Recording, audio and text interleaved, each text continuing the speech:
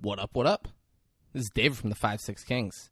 And guys, the Domino's knows we're at war. Domino's knows we're at war, and they took the first shot. Domino's fired the first fucking shot, and I can't believe it. But nothing's made me happier. Yesterday, I was at a friend of mine's house. We're doing like a football thing. They ordered Domino's. Got it delivered. There was not one surprise free. There was not one gift card to our favorite local restaurants. So Domino's is going on these commercials, being like, we're so desperate. Please just come here. We'll give you free stuff.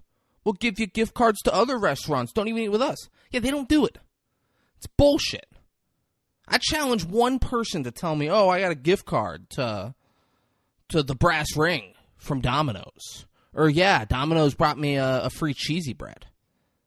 They don't fucking do it, guys. They don't do it. And they didn't do it for me.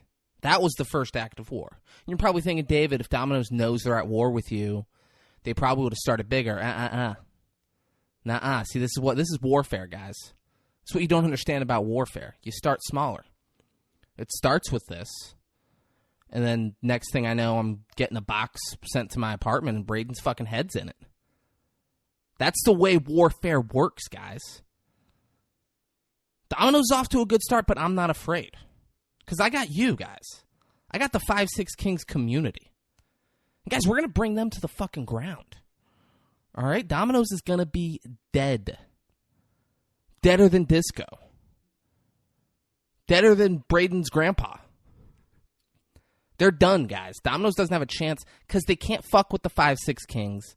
And they can't fuck with Subway, guys. Subway is the official community center of communities everywhere, and the 5-6 Kings are the unofficial podcast of the National Football League. Think of the power that we have. You think Domino's has a chance? Think they're going to have a chance standing against fucking David Breen and Tony Hawk? Against Braden Bollard and Tom Brady? They can't fucking hang. They've never been able to, and they never will. Domino's, if you want war, you got to fucking war. Subway, it's go time. Get your guns ready, because one, stay in the head. It's time to go to war, Subway. Because I'll be fucking damned if Domino's is going to win this. But Subway, before we go to war,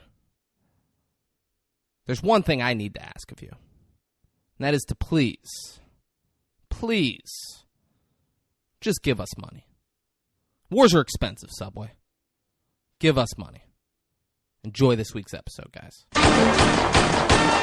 the Palm Beach County anthem. All my Palm Beach County niggas, y'all put them fucking guns in there and bust them shit. Bitch, I'm from Palm Beach County. This where I'm from. When niggas get gunned down and left like bubble gum just for fucking round. This ain't a county for you bitches to come around. What up? What up? And welcome to another episode of the unofficial podcast of the National Football League, the world-famous and critically acclaimed 5-6 Kings podcast. I'm David Breen. With me, as always, my dear friend and co-host, Braden Bollard. Braden, how are you, man? I'm great. I'm in the holiday season now that Merry Christmas has just passed. Did you have a holly jolly Christmas? Yes. This is the best time of the year. Especially after watching Home Alone. I was so festive. Yeah. Not Die Hard, though. Die Hard kind of got me out of the Christmas spirit. Yeah, because it wasn't really a Christmas movie. Wasn't. That's why I went back to Home Alone. Yeah. I'm actually still wearing the hat. I'm not. Not at the moment. But all through the holidays, I was just like, that's my hat. And then the holidays were over, and you're like, all right, hat's got to come off. Yeah. Hat's going to come off. How's your Christmas? It was good, man. It was good. Got to see it, my fam, and, what a better time of the year than this time to see your family. Oh, no better time. Exactly. Holly jolly Christmas, it's the best time of the year. No, yeah. It was great, though, because I got to see one of my cousins I haven't seen in a couple of years, and that was awesome. And, it was just great to see the whole fam. But how about you, man? Awesome. How was your Christmas? It was good, man. Did you get everything you wanted? Yeah. Yeah, and more. Yeah. Right? How about that? I got socks and underwear. Got a gift card to Harold's Coffee Lounge. Best cold brew coffee on this planet. I challenge someone to show me otherwise. Yeah. And got some stencils. Made a few 5-6 Kings t-shirts. I'm rocking one right now. Yes. Gave a couple. At the time you're listening to this, you probably either got one from us or you're not getting one. But if you want one, let us know. Yeah. Let us know. Stencils, I'll have to get back in the shop and make them, but it's not impossible. It's not. It's not out of the realm of possibilities. So if you want a 5-6 King t-shirt or sticker, I got plenty of stickers. If you just want some stickers, I'll give you guys stickers. Braden, I didn't give you any stickers. I want one. Right before I leave, I'm going to give you some stickers. Yeah, put it on your bumper, you know? Yeah, absolutely. Absolutely. But guys, if you want a 5-6 King shirt, DM us on Instagram. Just holla. It's at 5-6 Kings, FIVESIXKING. S. On Instagram. Let us know if you want one. Let us know. Please. Let us know if you want black or white. I mean, We'll make it happen. you might not want to at first, but until you see us rocking it in public, you're going to be like, damn, dude, those shirts are really cool. Where do I get one? Oh, they're going to want to at first. Yeah. Okay. If they're listening to this podcast, they're like, Let me man. get one of those fucking shirts. And if they didn't get one, they're going to be like, man, am I not a good enough listener? Do I do stuff like not listen to the Palm Beach Anthem when they play? Do I fast forward to the Palm Beach Anthem? Do I fast forward to the Subway ad? Yeah. I just want to hear about the movie. I'm going to fast forward to that. You're not a true king. Yeah. Exactly. Because they're not. Because they're going to realize it's going to challenge their ego, their loyalty, dignity, pride, all these things. It's going to challenge it, and they're going to wonder if they're a 5-6 King. Yeah. If you didn't get a shirt, you should DM us an apology Yeah. and beg for a shirt. Beg. Maybe we'll oblige. It'll be up to Braden. Maybe we'll oblige. Maybe if we're in that holiday spirit still, especially since the New Year's right around the corner. You know? Yeah, it is. Yeah. It is. It absolutely is. I don't know if you guys listened last week. So because of the New Year, we did the movie New Year's Eve, starring a shit ton of people. It's a who's who. Yeah. I don't think we tell them who anyone is. I think just when they show up on screen, I think that would be best. we're just like, this person, Yeah. you know him. And they'll be like, oh, I know him. Yeah. Yeah. It's a recognizable name. Yeah. No, but the cast is stacked, so I mean, if you've seen the movie, you know. Oh, they know. They know. Yeah. All right, we gonna talk money? Oh, dude. All right. One of my favorite things to Guess do the budget. is talk money. It was star-studded cast, but like a lot of them had like small parts, like Robert De Niro's in it, and I can't imagine Robert De Niro spent more than a day on set. Like he was there for a day. He barely he's in one room for almost every scene he's in. Yeah. I can't imagine they had to pay him a ton. Like, it's Robert De Niro. It's more than most people make in a day. Mm-hmm. But it wasn't a crazy amount. So I'm going to guess it's going to be around $50 million. I normally guess round numbers and I'm wrong. I'm going to say $58 million. Wow. How close? Very close? Very close. Should I say up or down? Yeah, over under. Under. Or you're over. So, I'm over it. Yeah. 56. Exactly. Look at that. 56 $56 million budget. Woo! What do you think they made opening weekend in the U.S. and Canada? Ah, I never know this. I know. I never know this. But I just wonder if, I wonder if they look at the opening weekend for U.S. and Canada and they're just, biting their nails, oh, what's the China market doing? I'm guessing, I don't know, opening weekend. I can never guess that. It's hard. Yeah, 'cause this wasn't fucking Spider-Man. They didn't make hundreds of millions opening weekend. Maybe like 15 million opening weekend. That was actually very close. What was it? 13 million. 13 million Dude. opening weekend. Only 2 off both times. I'm gonna guess total. Guessing this movie made some money. Yeah. Guessing it made more than double. I'm gonna say 132. Just a little bit higher. Little bit higher in the grand scheme of things, or In that number. If that makes sense. yeah. So I was more than 10 million off, is my guess. Right around it. You should have said yes. Yeah. Right around. I'm gonna guess 146. 142. 142. Well, I was exactly 10 Yeah, million that's off. exactly. I didn't want to like give Right it away. around Though. it. Yeah. Right around it. All right, no, good on them. They Right? more than doubled it. Yeah. It came out. This movie kind of sucks. It's whatever, but like a bunch of stars, people like it was an event. I'm sure to go see it. And I think the main purpose of this film was just to get Americans excited for the new year because it came out December 9th. There we go. Yeah. Get 'em. So I think it was just specifically to be like, you know what, let's just get New Year's everyone Eve, hyped. Yeah, hyped Times up. Square, the ball's dropping. Yeah. It was like fucking White House. It was like, we need a movie. Get people. We got to get people excited again. I got people excited about New Year's. But yeah, so, you know, what better way to get people excited than Robert De Niro in a fucking deathbed? Dude, nothing better. Nothing gets me more juiced than watching Robert De Niro die. Just a slow, painful death, too. It was awful. So slow. I was like, dude, they were like, you're so overdue to die. I'm like, you're probably not going to make it another 24 hours. But get me let's... to midnight. Just get me to midnight. It's fucking crazy, guys. He's going like in and out of consciousness. I'm like, It was ridiculous. What's the internet say about this movie? What are they rating it? what are they rating it? Well, should we start with IMDb? Like always. Like always, yeah. Nah, do we start with that? Yeah, we do. Okay. Yeah. All right. Unless we start with you. I asked this. No, so I always go last, but I didn't know if we did IMDb yeah. or Rotten Tomatoes first. Yeah. So IMDb, they gave it a 5.7 out of 10, which is like makes sense. I feel like Yeah. this is crazy to me. If this is out of 100%, this is wild. Rotten Tomatoes gave it a 7%. Yeah, they did. Yeah, they did.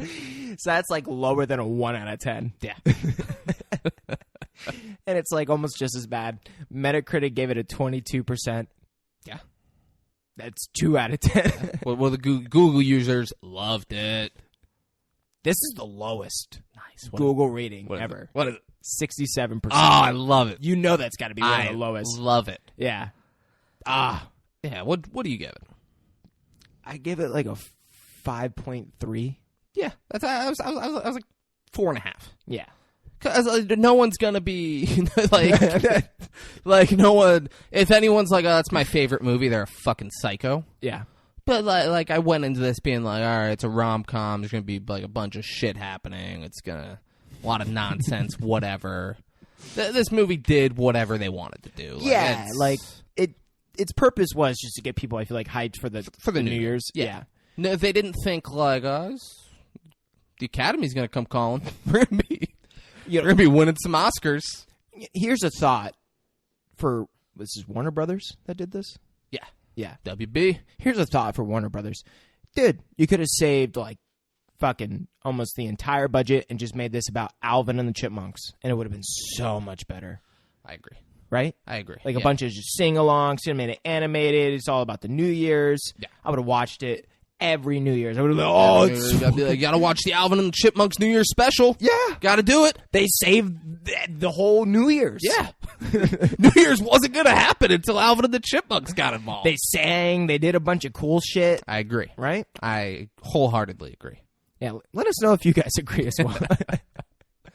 So should we dive into this movie? What award season, baby? Oh, dude. Award season. I'm just so excited. Yeah, you know, and then just- we'll dive in. Guys, by the way, this movie was a fucking nightmare. Yeah. Last night, so like, for those of you who don't know, I take little notes on my phone as I watch the movie. So I got I jot shit down that I want to cover. This movie's so all over the place.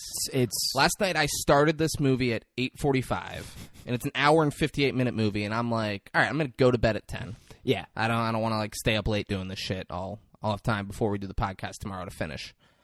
8:45 I started it. I went to bed at 10, and I was 28 minutes into this movie. That's how many times I had to pause it and be like, well, that's ridiculous. I got to jot that shit down. Up, there's another there's another Oscar winner who's in this fucking movie. Yeah. let me jot down what she's up to. Like, It's ridiculous. There's so many different storylines, and it takes Smoking Aces to a whole new level. so if you guys don't Smoking know- Aces ain't got shit on New Year's Eve. Yeah, that expression, Smoking Aces, because Smoking Aces, it's just all over the place. Absolutely. This movie Smoke. is whole new level. Yeah. It is going to be quite hard to be like back and forth, but the Kings make it happen. Absolutely. You know? Always have, always will. Yeah, but they had 8 nominees and 2 wins, so we'll just read them through. You know, I like it. they won. This is one of the big wins.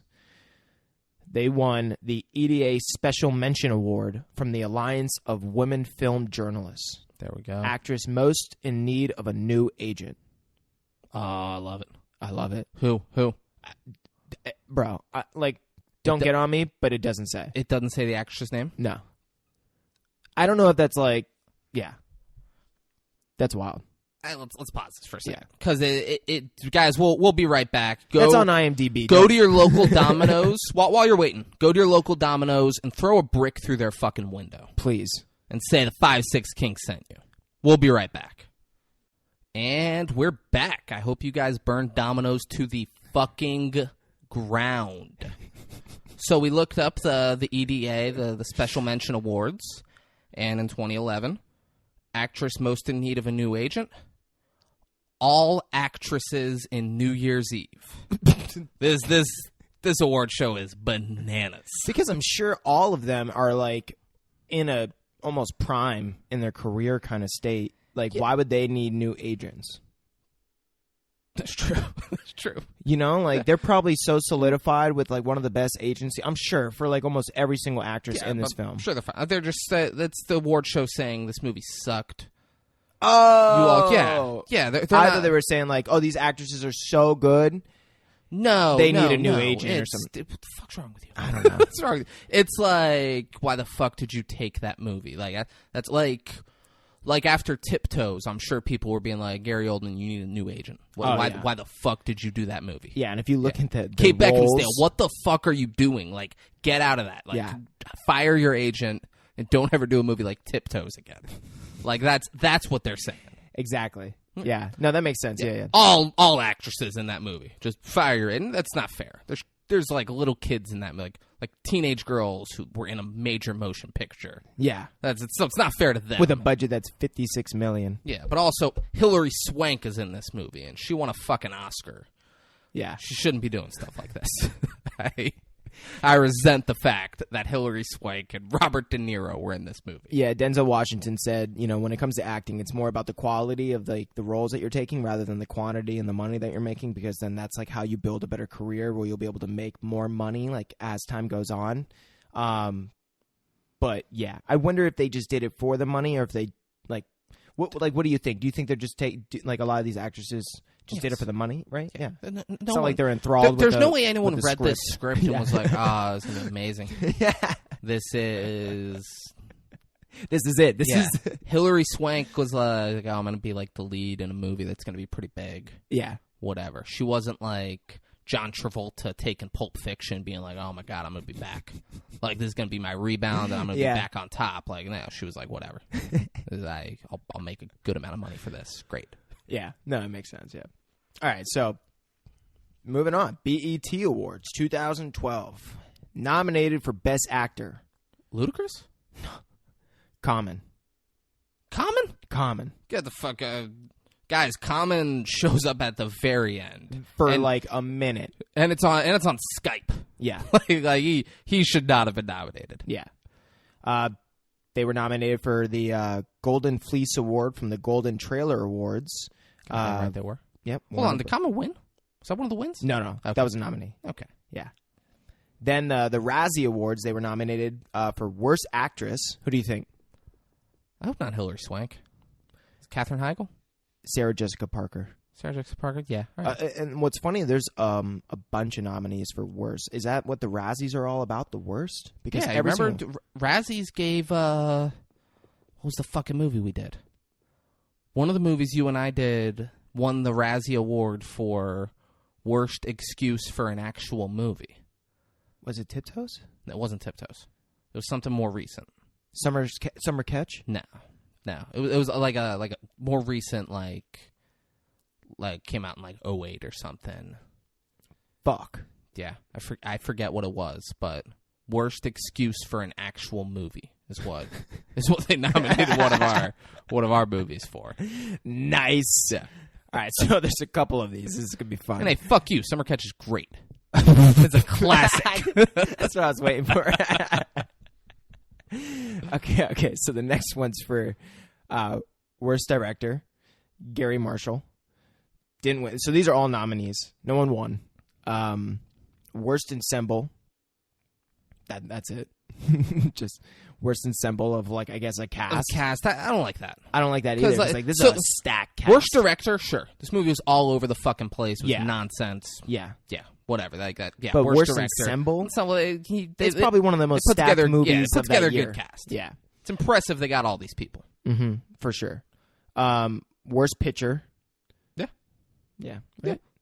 It was so like congested the whole time and like Yeah, I was- don't remember 2011, but it should be nominated for worst picture. yeah. And then worst screenplay. Yeah. Just nominated. But yeah. I love the Razzie Awards. I hope that is on every awards that we go over. Well, next we'll do good movies, and They they're, won't. they're not. Yeah. Because Razzie, it's like, oh, they're razzing us. Yeah. You know, just a couple guys razzing each other. You know, it's like that. Yeah. So, like, if we do like The Godfather, the Razzies You're not aren't gonna going to be fucking like see worst cast. No, I feel you. So, Teen Choice Awards. They were nominated for Female Scene Stealer. I don't know what the fuck that means. Scene stealer. She stole the scene. Yeah, right? That's gotta it's gotta be I'm guessing La Vida Loca. Leah Michelle or Mitchell. I think it's Michelle. Leah Mitchell. Mitchell? Okay. I don't know. I don't know either. Let's keep moving. Yeah. All right, and the second win that they got was for the Yoga Awards for Worst Foreign Actress.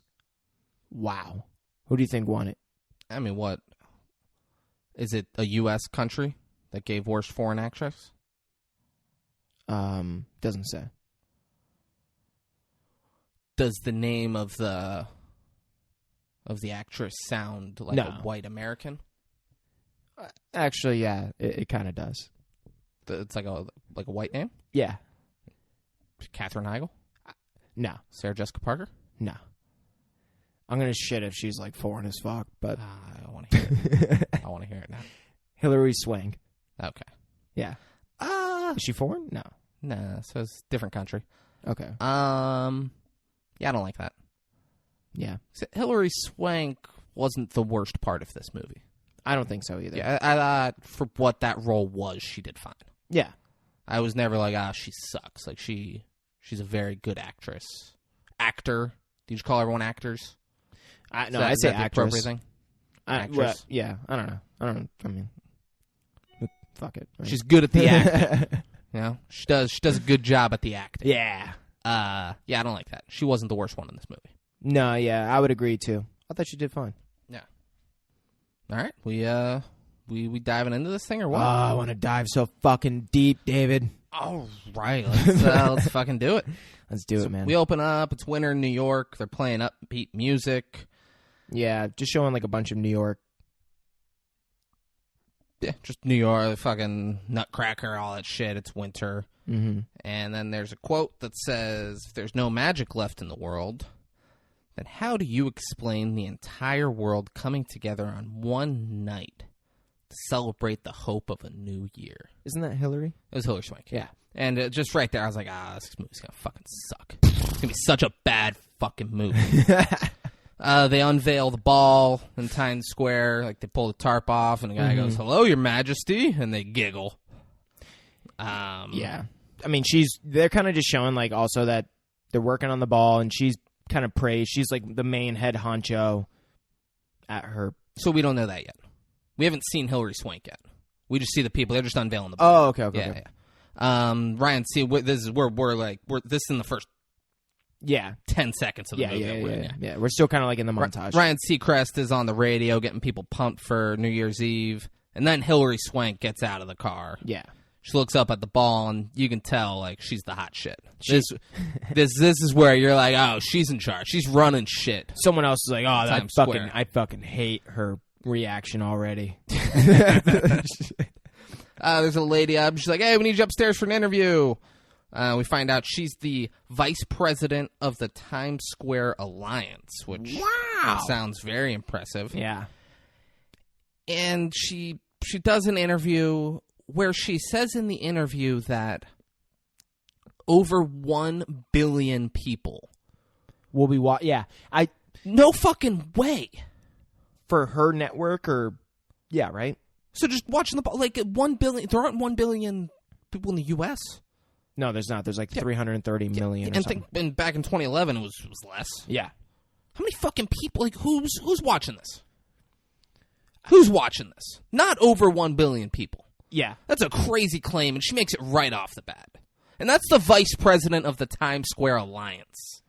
You know what? Maybe that dude's got a point.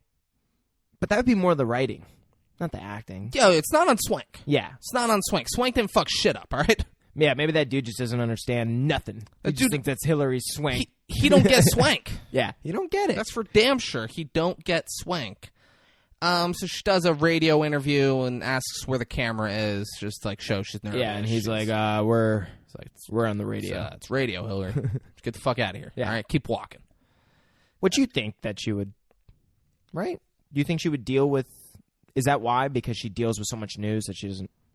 I think big day, she's nervous. Yeah, okay. She just did an interview. She's like, oh, yeah, let's do it. Yeah. They're like setting up everyone's life now. Michelle Pfeiffer gets off a bus, and it's Michelle Pfeiffer, not to be confused with Mekhi Pfeiffer, who plays, he's like the DJ, he's like the head guy in 8 Mile, where there is no movie, there's no Mekhi Pfeiffer, but there is a movie and a Mekhi Pfeiffer, so I don't get what B-Rabbit's saying there. But this is Michelle Pfeiffer. Can't imagine they're related. But Yeah. I don't know. Maybe.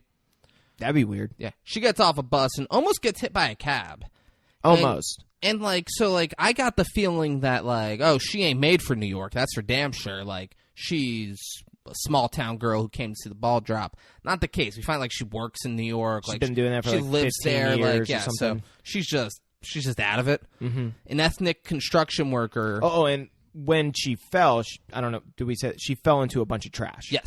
She fell in the trash, and an ethnic construction worker tries to help her up. Because he's an ethnic, she's like, get away. She's Yeah. like, no, I'm fine. Yeah. Fine, get away from me. I think if it was a white construction worker, she's like, yeah, thank you. This is so embarrassing. I can't believe that happened. Yeah, so Michelle's a dick right off bat. Right off the bat, you're like, all right, what's her fucking deal? Yeah. We meet Zac Efron. He locks up his bike, walks past a group of girls, and goes, yo, what's up, girls? How you doing? Sees a dude fucking fist bumps walking. him. He's like, what's up, playa? He says, yeah, I see you, player. Yeah. I see you. Just knows everyone in New York. And then sees this other chick, and like they go to walk past each other, and then he backpedals to walk with her. Whoa. Where are you Like- ladies going? He's like, hey, Happy New Year, huh? Happy New Year. And she's like, Happy New Year. It would be so much more ridiculous if he wasn't as handsome as he is. He's got like a mohawk too. Faux kinda hawk. going on. Faux hawk. Yeah, it's not a mohawk. Yeah, It's a faux hawk. It's a faux hawk. But right, if he wasn't handsome, you'd be like, this guy's fucking like Yeah. never getting laid. This Yeah. is the energy he's bringing to just all day. But he's also got like a tad bit of Tony Hawk vibes too. Don't you take that back? Take that back. Don't you fucking dare. Don't you fucking dare. Zach can't have Tony. No. But like with Tony Hawk built this country. but he's got like a faux hawk with like a bike and no 2011. I'm going to need you to take this back. I'm sorry. All right. Okay. Tony Hawk skateboards. I would love it if Tony Hawk skateboards. If he had a football, would you be like, he's got total LeBron James vibes? You know, because he's got a totally different sport, but like LeBron's an athlete, so I'd love if Zach just hit you up and was like, no, Tony was like my main inspiration for the role. I'd be like, and you fucking didn't nail it. You were way off. There you go. You're way. If you couldn't be further away from Tony Hawk, Zac Efron He was couldn't wearing- be further away. I mean, he had a helmet on too. Like, I don't even know if he had a helmet on. I thought he did in the I beginning. don't think he did. I don't think he ever wore a helmet. We're now at a hospital. The chick from American Horror Story, I don't know the actress's name, but she's in every season of American Horror Story. Yeah, I'm not gonna. You guys know her when you see her. Yeah. She's all pregnant and shit, and the nurse, it's a male nurse, and he's like, you guys can wait here, but you won't go back to the room until tonight. And we'll just, like, what if she went into labor? Yeah. You won't go back in the room until the night? Oh, my water broke. Still gotta wait till the night, big guy? Yeah. No, they'd fucking make it happen. Yeah, exactly. And she's like, oh, don't worry, we're gonna win. Or we're gonna win that money. And Jessica Biel and Seth Meyers are there. Yep. Jessica Biel is also pregnant. Seth Meyers with her, which good for Seth Meyers. Yeah. Yeah. I looked it up. His wife's attractive. He's got a good looking wife.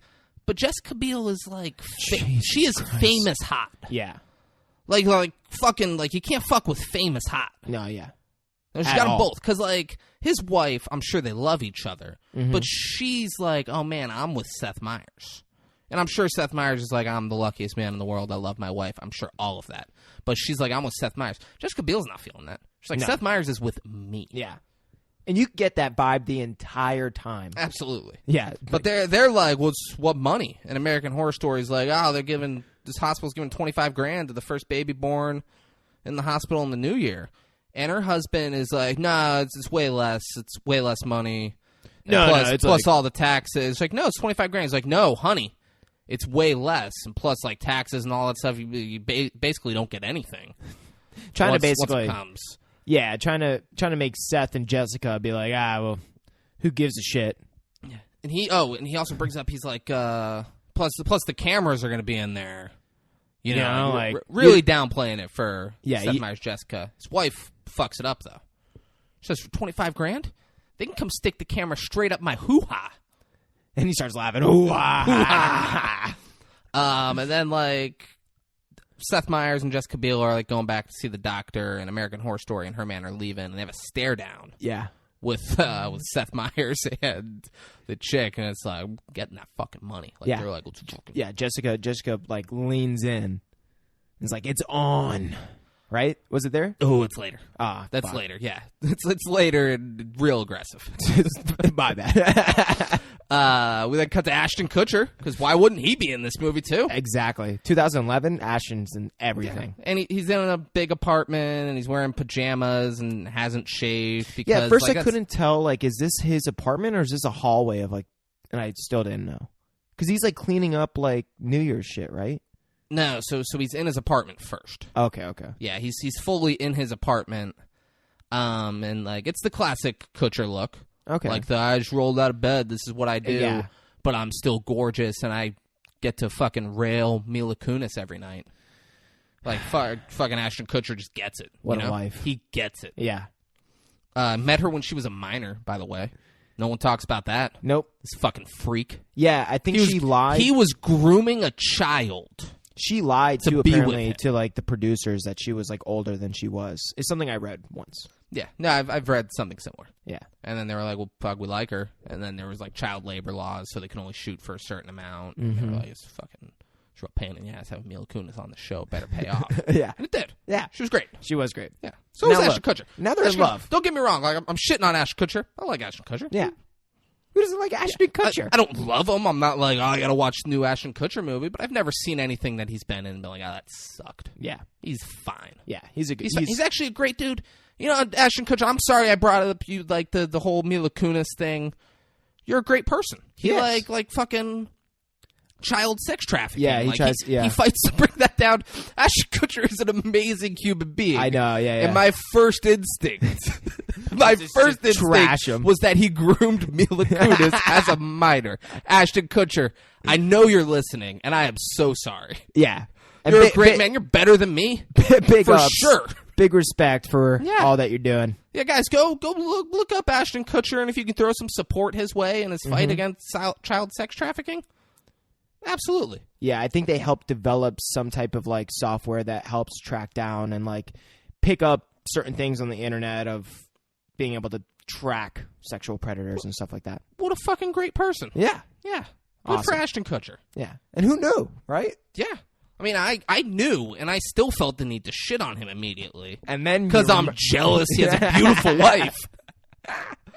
But he's in his fucking apartment and he's listening to his neighbors talk through the wall, and the lady's like, I decorated the whole hallway, blah, blah, blah. And the dude's like, we got to go to work. And she's like, well, maybe we just call in sick. And they both giggle, and then they go inside and close the door. Yeah. So they're fucking. Yeah. Ashton Kutcher's listening at the wall and jacking off, and he's like, yeah. Dude, it gets weird for a second. Yeah, you did such a good job in the decoration, didn't you? Zac Efron then calls Ashton Kutcher, and they're boys. They're they boys live together. And guess what the age difference is there? Like in real life? Yeah. 4 years.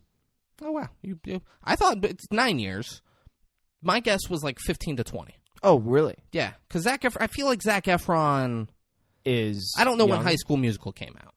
I thought it was like 2010, and this movie came out in 2011. And I was like, Zac Efron was like 17. So what when is he, that like movie came 31 and Ashton's like 40? out. Right now, it's Kutcher's 43, Okay. Zac Efron in present day. Yeah. Kutcher's 43, Zac Efron's 34. Nice. So not that far-fetched that they live together and are boys. Like, Yeah. but No, for sure. whatever. Yeah, that's a fine age difference for adults to live together.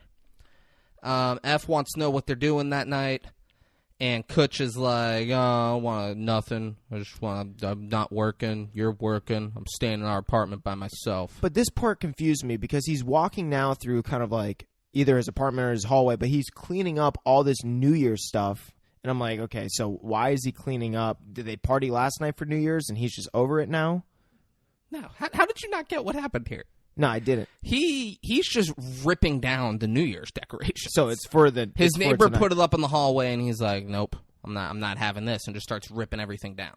Okay. Because his character hates New Year's. Did you not know that part? No, I did know that. Well, yeah. he hates New Year's, doesn't celebrate it, so he's just being a piece of shit. Okay, I thought they like Totally different than real life Ashton Kutcher. But it was like his whole demeanor too made me think for some reason like he was a little hungover or something. Like maybe they partied the night before and that was from there, and like he's just sick of this shit now. Yeah, he just walked out. He's pulling down the decorations that his neighbor just put up in the hallway. He's like, And he's nope. being a goof while And he's doing then it. He's it like says, fucking It says tripping over Happy it. New Year, and he like fucking fucks with it and makes it say Crappy New Year because he's a child.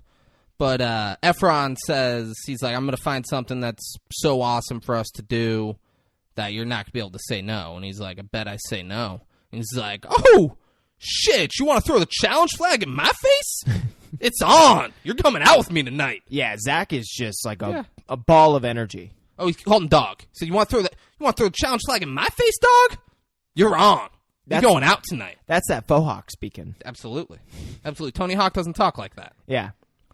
We then cut to a wedding. Dude and a chick get married. And it's an actor. The actor is Josh Duhamel. He's in a bunch of shit. He played Tad Hamilton in Win a Date with Tad Hamilton. Plays like one of the soldiers in the Transformers movies. Look at that. Something. He's a recognizable face. Yeah. And what's fun is that, first of all, I thought he was an actor from an episode of It's Always Sunny in Philadelphia where they do a spin-off on Cruel Intentions. Yeah. And he's not that actor.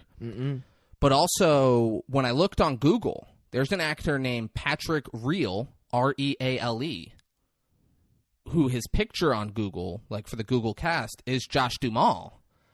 And I didn't see Josh Duhamel. It's Josh Duhamel in this movie, and I saw that picture, and I was like, huh.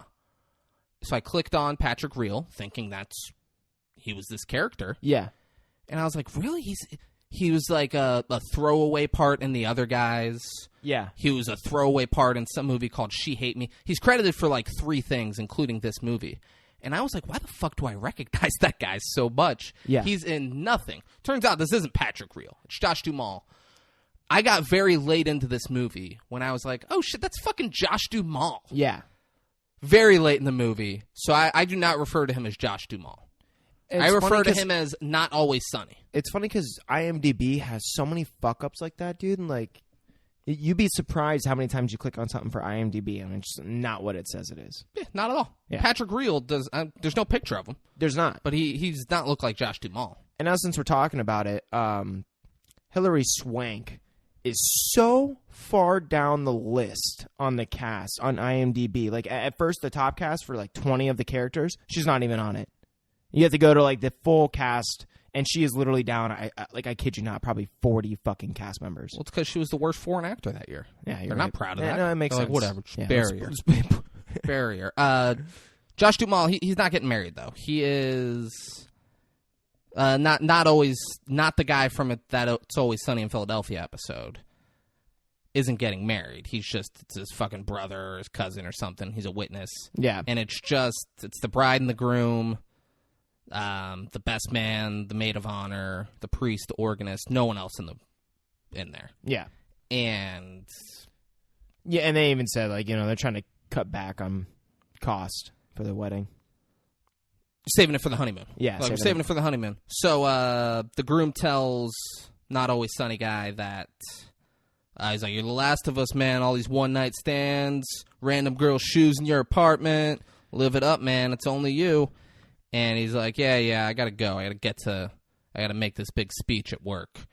And the bride's like, oh, what about the girl from last year's New Year's Eve? So, like, laying the groundwork for what's sure to be the climax of this movie. Yeah. You don't know anything beyond that. But she's like, what about the girl from last year? He's like, I don't know about that. So you could tell, like, oh, that's a big thing. Yeah, and they drive off in, like, a really, really shitty car. The newlyweds. Newlywed. So he leaves in a Buick. Lincoln. Buick? Yeah. Buick. Yeah. That's not a Buick. That's their commercials. Yeah. But what stood out to me was like the newlyweds. They looked very nicely dressed, like expensive clothing. Obviously, it's their wedding, but it's the fact that they left in like such a shitty car. I'm like, yeah, but it's your bride. You spring on the dress. He rented a tux. yeah, no, Probably spent like $75, unless you're a groomsman in Frank and Heather Forte's wedding, and then it's like a $225 fucking tux rental. Jesus. Yeah. So now we're the back of a box truck opens, and it's Katherine Heigl. She comes out and she's like, "Hey, it's me!" And she's talking about she's catering some big party, and she gets out of the box truck, and it's Russell Peters, the very famous comedian. Yep. Russell Peters. He's using a heavy like Indian accent, which he does not speak with in real life, which is just infuriating. And she's talking about how, like, it's all eco-friendly shit they got and all that stuff. Whatever. It's like a little plug for, like, oh, we're green. We're green here in the New Year's Eve set. And Katherine Heigl tells Russ to go find Ava. She's going inside. Ava comes up, and it's La Vida Loca from Four Brothers. She's hot. Yeah, it's La Vida Loca, and she's freaking out because there's a bus over there, and she's like, that's Jensen's bus. Jensen's here. Jensen is it's his tour bus, so he's always a rock star. Jensen, yeah, cool. And Yeah. Russell Peters like, wait, the Jensen? Oh my God, guess who Jensen is, guys? Who? It's fucking Bon Jovi. Bon Jovi? Bon Jovi. So you should be pumped. Oh my He's God. sitting he's on his bus just playing guitar. You're like, man, that's Bon Jovi. Fuck. Dude steps out of the bus. The crowd goes crazy. Then they realize it's not Bon Jovi, and they're like, oh Shit. Katherine Heigl and La Vida Loca are talking on walkie-talkies. La Vida Loca, I forget what she said, but Katherine Heigl corrected her English like a fucking cunt. Yeah. She's like, it's actually this, La Vida Loca. And she's like, oh, I'm so sorry. Yeah. And then she's like, well, they're looking for Bon Jovi. And she's like, well, if you see Bon Jovi, tell him that he needs to avoid the blonde in the kitchen with the big knife. And it's her. She's holding a big knife. And she's like, do you know him? All this stuff. And then Bon Jovi walks in. And he's like, hey, I wanted to talk. And she just slaps him. Which no. Yeah. No. Katherine Heigl, you were in a movie where you fucked Seth Rogen. Yep. This is Bon Jovi. Bon Jovi's like 15 years older than you. But he is still better looking than... I have no idea who Katherine Heigl is with. Katherine Heigl is a beautiful woman. Mm-hmm. But I refuse to believe she's with a man who's more beautiful than John Bon Jovi. Yeah. He is gorgeous. He will be 70 and I'll be like, that's a good-looking man. I want to look like that when I'm 30. Yeah, and like they set it up to where you kind of feel bad for her, but at the same time, I'm like, I don't know I feel that bad for her. Why are you slapping him? Yeah, that's what I'm saying. Like, and we still don't know why she's slapping him. exactly. He's just So like, hey. They try to, like, it's supposed, like, you're almost supposed to feel bad for her, but you end up just feeling bad for him. Yeah, you know? fucking Heigl needs to get over herself. This is crazy. Yeah, this guy's a superstar. Yeah, that is Bon Jovi. What has she done? Efron delivers mail to Michelle Pfeiffer in her office, and she's writing a list, and he's like, oh, there's resolutions? He's like, no, they're not resolutions. And he's like, all right. And she's like, do you fucking work here? And he's like, no, I've been delivering packages to you for a year now, and this is the first time you've looked me in the eye. And she's like, I'm sorry. Which, I don't know if I believe that, though, because for Zac Efron's character, I mean, he's got a faux hawk. You're not just now... Michelle Pfeiffer, maybe. Yeah? Michelle, they built her character for you to think, she probably never looked him in the eye. I guess in the beginning when she turned down that, non-white guy. That's right. She's like, don't fucking get away from me. And she's like, I'm sorry. Making eye contact is an old resolution of mine. And he's like, all right, well, And then she opens up some of the mail, and Zac Efron gets pumped when she opens one. He's like, that is a hot ticket. And yeah, she has, he's like, freaking out. tickets to a party. He's like, that's the best party in town. They got great food, great music, bunch of young, hot, single girls, and they're all wearing masks, so you don't even have to worry about what their face looks like. You can just imagine what it would look like. Just fucking absurd to say. She then, he's in the middle of saying, I would give my left, and then he doesn't finish, and she, a stack of shit, she, pushes him in the chest with it, and it looks like she gives him the tickets. Yeah. And he just, sadly goes, well, maybe next year. And then he walks away, and, my takeaway from that was that she gave him the tickets. But she doesn't. Yeah. We come to find out. That's what it kind of looked like, but no, Yeah. it wasn't. Yeah. He's like, I would give him my left, and it seemed like she was like, whatever, just I guess it was just probably... take the tickets and leave. That's what it seemed like. Yeah. That's not what happened. I guess it was just, other paperwork that she usually has him drop off probably somewhere else. She's like, take that. Yeah. Now, guys, who's ready for some young love? You ready for some young love? I am not ready for some young love. A bunch of teen dudes walk into, looks like a big food court. I don't know what it was. And there's obvious sexual tension. There's a group of girls. They made at it seem as if this is their high school. I'm like, what the fuck kind of high school looks like this? Yeah, look, it's New Year's Eve. No way. Yeah, you might be Schools, right. they're on winter break, baby. Yeah, you could be right. It just seemed like from the way there were so many kids. It felt and like a cafeteria. Yeah. But it wasn't. There's no way it was. Yeah, you're right. There's obvious sexual tension between a group of guys and a group of girls. And we're like, oh, let's go, let's walk up. And this reminds me of me, David Hoff, just being at, the movie theater and the mall. D-Tag. Huh? D-Tag. D-Tag. Downtown at the Gardens. Yeah. Oh, okay. Theaters. D-Tag. D-Tag. Yeah. D-Tag, baby. Downtown. Yeah. At the Gardens. At the Gardens. Not real downtown. Real downtown is south of here. Yeah. If anyone's like, let's go downtown, and they mean downtown at the Gardens, they're a psycho. But yeah, that's what that scene reminded me of. Just a bunch of young kings in their prime, just on the prowl. So girl gets up from the middle of the table and to go see the dudes, and she gets out, and the one the head dude goes, "Yo, Haley, you good?" And she goes, "Yeah, Seth." And he says, "All right, well, let's go, fellas. We need to scout out our pod on 54th Street and then head home to gear up for the night. I'm gonna see you there, right?" And she's like, "Yeah, definitely." And then he leaves. Boom, that's how it's done. Yeah. And then she sits down, and the girl's like, "Oh, you're going to fucking kiss Seth tonight. You need to watch these videos that show you how to kiss." And she's like, "I don't even know if I'm going to kiss him, but I know how to kiss. Get the fuck out of my face." Yeah. You think, I'm Haley. You think Haley doesn't know how to kiss? Haley knows how to suck dick. Bro. Haley's 15. I said that comment because I knew it would make Braden a little uncomfortable. It always does, David. And then someone says, "What about your mom?" And we immediately cut to Sarah Jessica Parker. She does some kind of costume design stuff at Radio City Music Hall. Mm-hmm. And she's a divorcee, we find out. And she's like, "I finally got custody of Haley, and we got big plans tonight. We're going to sit in the apartment and watch the ball drop on TV." Big plans. I mean, that's her plans. Doesn't sound like Haley's plans. No. Haley's gonna get some Seth in her. You know Yeah. what I'm saying? Oh. A little piece of Seth in there. So now we're back to Nas. That's Not Always Sunny, for those listening. Yep. It's also Josh Duhamel. Yep. Very, very famous, but I did this all thinking he was an actor named Patrick Reel. So he's Nas for the rest of this movie. And Not Nas, the rapper. Not the rapper. I wish it was the rapper. No, it would be a better movie if it was Nas the rapper. Yeah. Absolutely. Mm-hmm. Nas is rushing back in his car. He wants to get to the party so he can do his speech, and he's yelling at his GPS to go to New York. And it's like going to New Haven, Connecticut. Going to New Brunswick. Like, it's fucking just, it's silly what the GPS thinks he's saying.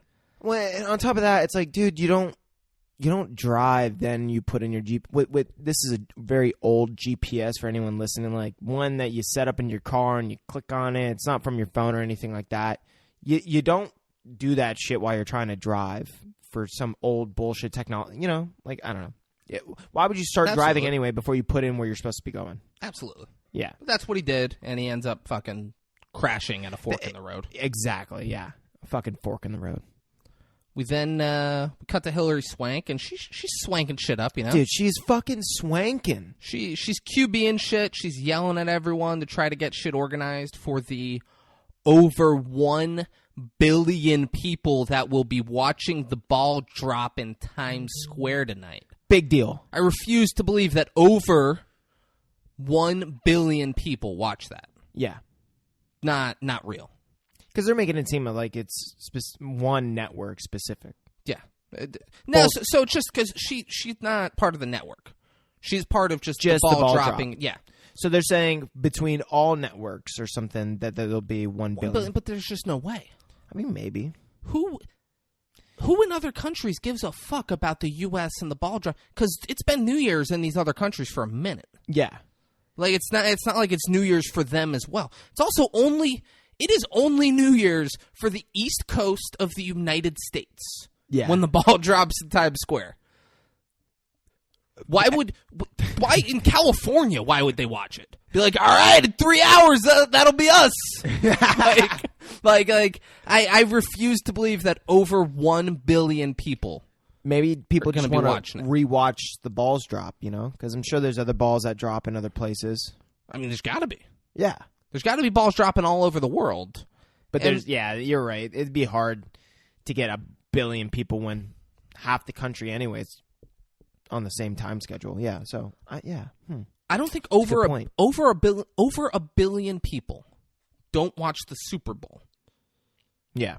And that's a bigger... I imagine way more people care about the Super Bowl than watching the ball dropping in Times Square. Because even if you don't like football, we got Dr. Dre, Snoop Dogg, Eminem, Kendrick Lamar, and Mary J. Blige doing the halftime show. Is that this year? Yeah. Wow. Yeah. That's way more Let's stacked. get it percolating. Wow.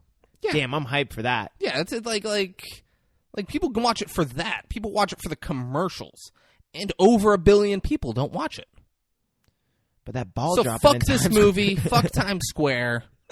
And maybe that's why Hillary Swank, just didn't get as much praise as she should have. Maybe. Maybe it was the writing. She's just lying. Yeah. We didn't see Ludacris, and he's in a police uniform, but it's like a fancier looking police uniform. But like, at least I almost want to say the whole uniform, but at least the neck is too big.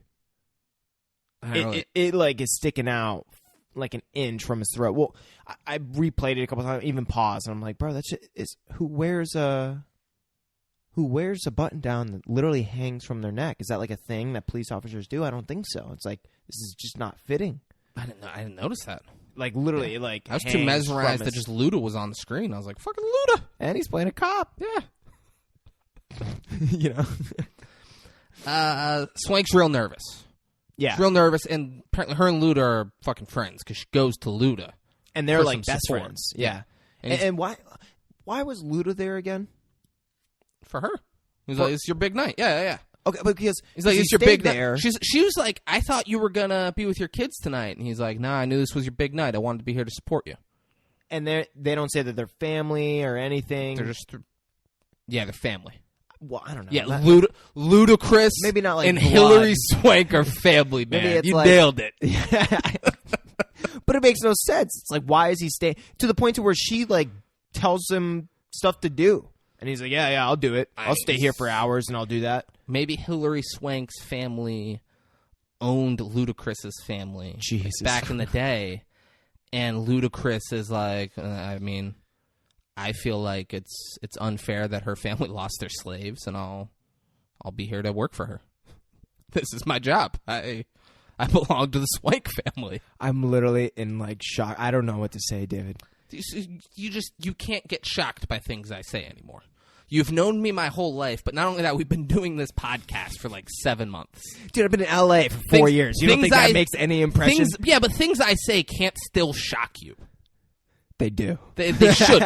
They shouldn't. They should. He's giving her a pep talk, and he's like, "You're gonna be fine." And then he's like, "And you're gonna make it on time for that meeting of yours." And she's like, "Oh, we're not talking about that meeting. I shouldn't have even told you." So, like, looks like she's the chick that Nas met last year, and her and Nas are gonna meet up Yeah. because now there was a big thing. I honestly last year. did not get that though at that moment. You didn't get that? No, I didn't pair it together. No, Oh man, I was just thinking like, oh, she's got shit to do. Yeah, that's exactly. I was like, damn. It's a busy woman. She got the ball dropping and some meeting. I Like, literally man. didn't piece it together. I'm like, damn, what else work-wise does she have that's more important than her main job of making sure this ball drops? Like, where she has to leave her fucking skyscraper in New York Yeah, she's like, I gotta During New gotta Year's go to, Eve. Gotta go to that meeting. to go somewhere else. You're like, man, this is rough. Yeah. Busy woman. We're now fucking Katherine Heigl. Bon Jovi's following her, and he's like, it's been a year. Come on. La Vida Loca and Russell Peters are there. Russell Peters tells Bon Jovi that he can play the piano. Like, yeah, I can play the piano. Like, you need a piano player? Let me up there. I mean, I got you. It's like one of those. He's like, Yeah. come on. I'm That's going how to you make it gotta big do now. That's how you got to do it, though. You know. Yeah, Katherine Heigl, she doesn't want to talk to Bon Jovi, and she's like, she's been planning that slap all year since he left her, and it wasn't as satisfying as she thought it would be. And then she slaps him again, and she's like, that's better. Yeah. So they were together. He left her a year ago. Yeah. Well, we're finding out. And he's like, oh, come on.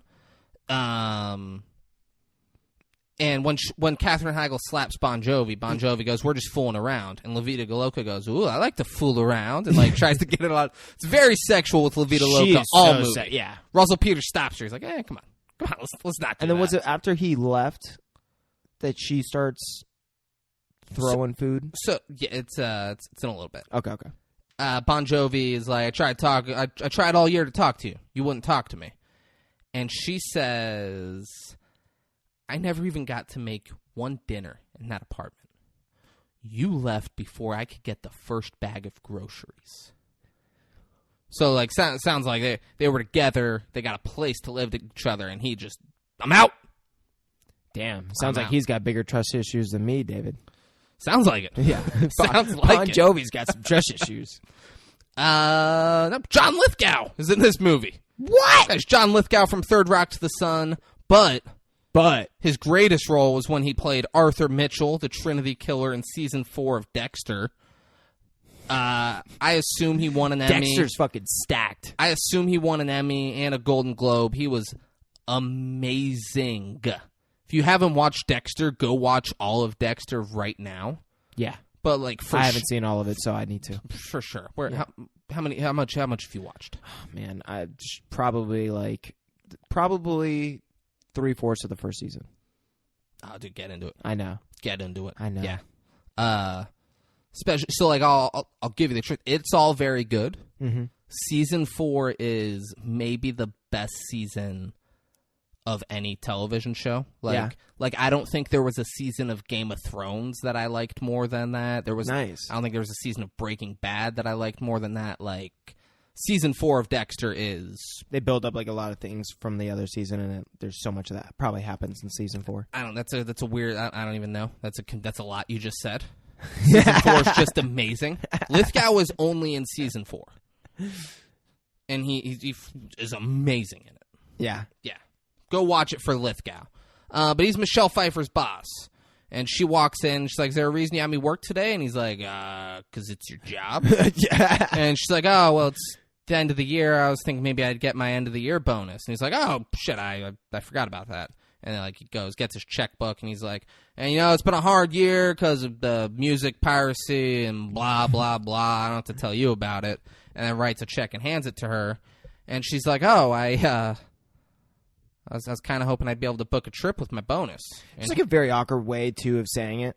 yeah, she's like, I was hoping I could book a trip with this bonus. Yeah. Do you know what he says? No. He says, well, that'll probably get you to Staten Island. Yeah. Which... What a dick thing to That'd say. be like me and Braden. I give him a check, and he's like, I was hoping I would book a trip with us. I was like, I'll probably get you to Singer Island. Yeah. Like, you probably get like 20 minutes that way. Oh, my God. And she's like, well, I already booked a 2-week trip. And he's like, 2 weeks? I didn't fucking approve that. 2 weeks? She's like, well, you don't approve it. It goes through human resources. And he's like, I can't lose you for 2 weeks. You can have 1 week. And she's like, well, then I'll take 2 weeks, and I'll take my stapler. And I quit. Super awkward. Yeah. And he's like, you quit? You can't quit. It's Grammy season. I can't lose you. She's like, I almost died today. Which I don't know why she brought that in. But because she almost got hit by the car. But I don't know if she thought he was going to be like, oh, my God, here's more money. And he goes, no, what are you talking about? You look fine. He's like, don't quit. And get me a coffee. And don't forget the sugar. And then he's playing Angry Birds on his computer. Yeah, he's like, I need 3 stars. In his mind, she's getting the sugar, getting the coffee with sugar and coming back. Yeah. She packs her shit and leaves. And in, like, while they were talking, he made a remark saying, like, oh, I need you. Like, apparently she's a big deal in this office. I think she's his personal, like, his assistant. And apparently he's not doing shit. He's playing Angry Birds. Yeah. So it's his assistant. Okay. And he's like, it's Grammy season. It's about to get real busy. I have to have my assistant. Like, yeah. Shit's about to be crazy. Give her a better bonus, bud. Yeah. Lithgow. They don't really Arthur say Mitchell. how much it is. Nah, movies almost never do. Yeah, right? Yeah. Too much to explain. Yeah. I have no idea how much her bonus should be. I don't fucking know. Yeah. But then we cut to, was it Robert De Niro with his doctor? No, it's what's her name? That's all mad about Bon Jovi throwing fucking... Katherine Heigl. Yeah.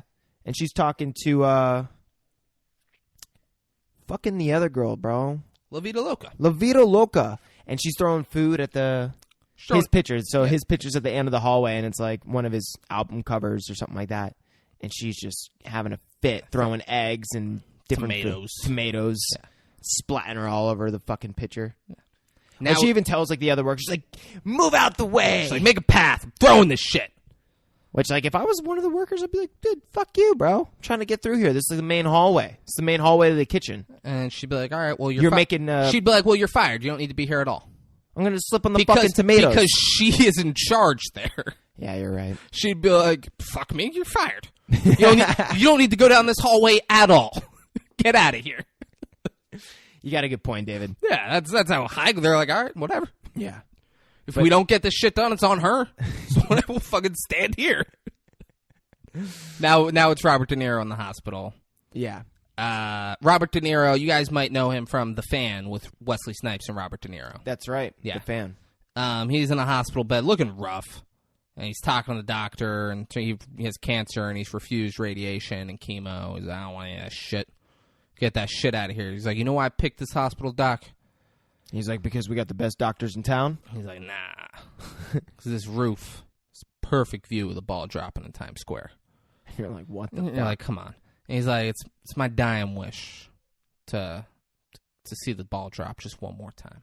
That is a way more sad dying wish than in The Fan with Robert De Niro and Wesley Snipes when he just wanted to throw Bobby Rayburn his best pitch. Yeah. This is way more sad than that. Way more sad. It's like, all I want to do is see the ball drop. And the doctor's like, oh, well, you can, watch it better on the TV. He's like, nah. It's not the same. It's not for me, doc. And the doctor's like, well, listen, it's just, we can't. We're not allowed to. It's against hospital policy. And De Niro, like a child, just, forget I asked. Get out of here. Forget I even asked. Just let me die. And just, like, rolls over. He's like, meh. Like throwing a little tantrum. Like, it's fucking ridiculous. Halle Berry is one of the nurses. Because Woo, have you seen those Caesars commercials? Like how Caesar's like, we got online betting now. We got No. sports gambling. And it's JB Smoove, and he's playing Caesar. And it's JB Smoove. He plays Leon Black in Curb Your Enthusiasm. Okay. He's like a big, ha-ha! What's up, LD? Like, he's big. Yeah, fucking, he's a black dude, and he's like super pumped up. Yeah, he's hilarious. energetic, yeah. He's like the main character of these commercials. Halle Berry is there with him, and she like, but you can't like barely tell it's Halle Berry, and she doesn't really say anything.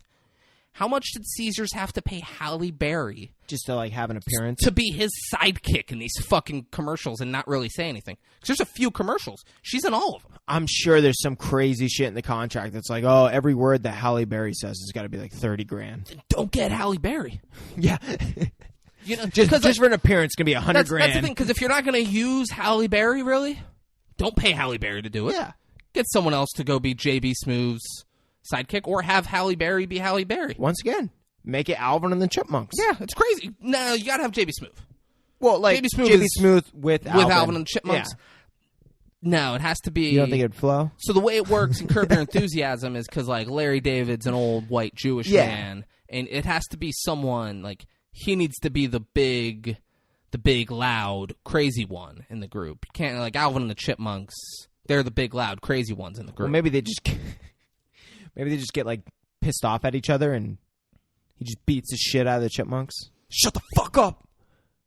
Like in the middle of the commercial, you could see that, right? Like they start singing, they interrupt him, and he gets pissed off. So to be entertaining, I don't know how good for Caesar's Sportsbook that would be. Or though. for Alvin and the Chipmunks, yeah. I mean, fuck Alvin and the Chipmunks. Yeah, but that's what I'm saying. I only care about Caesar's Sportsbook, Yeah. man.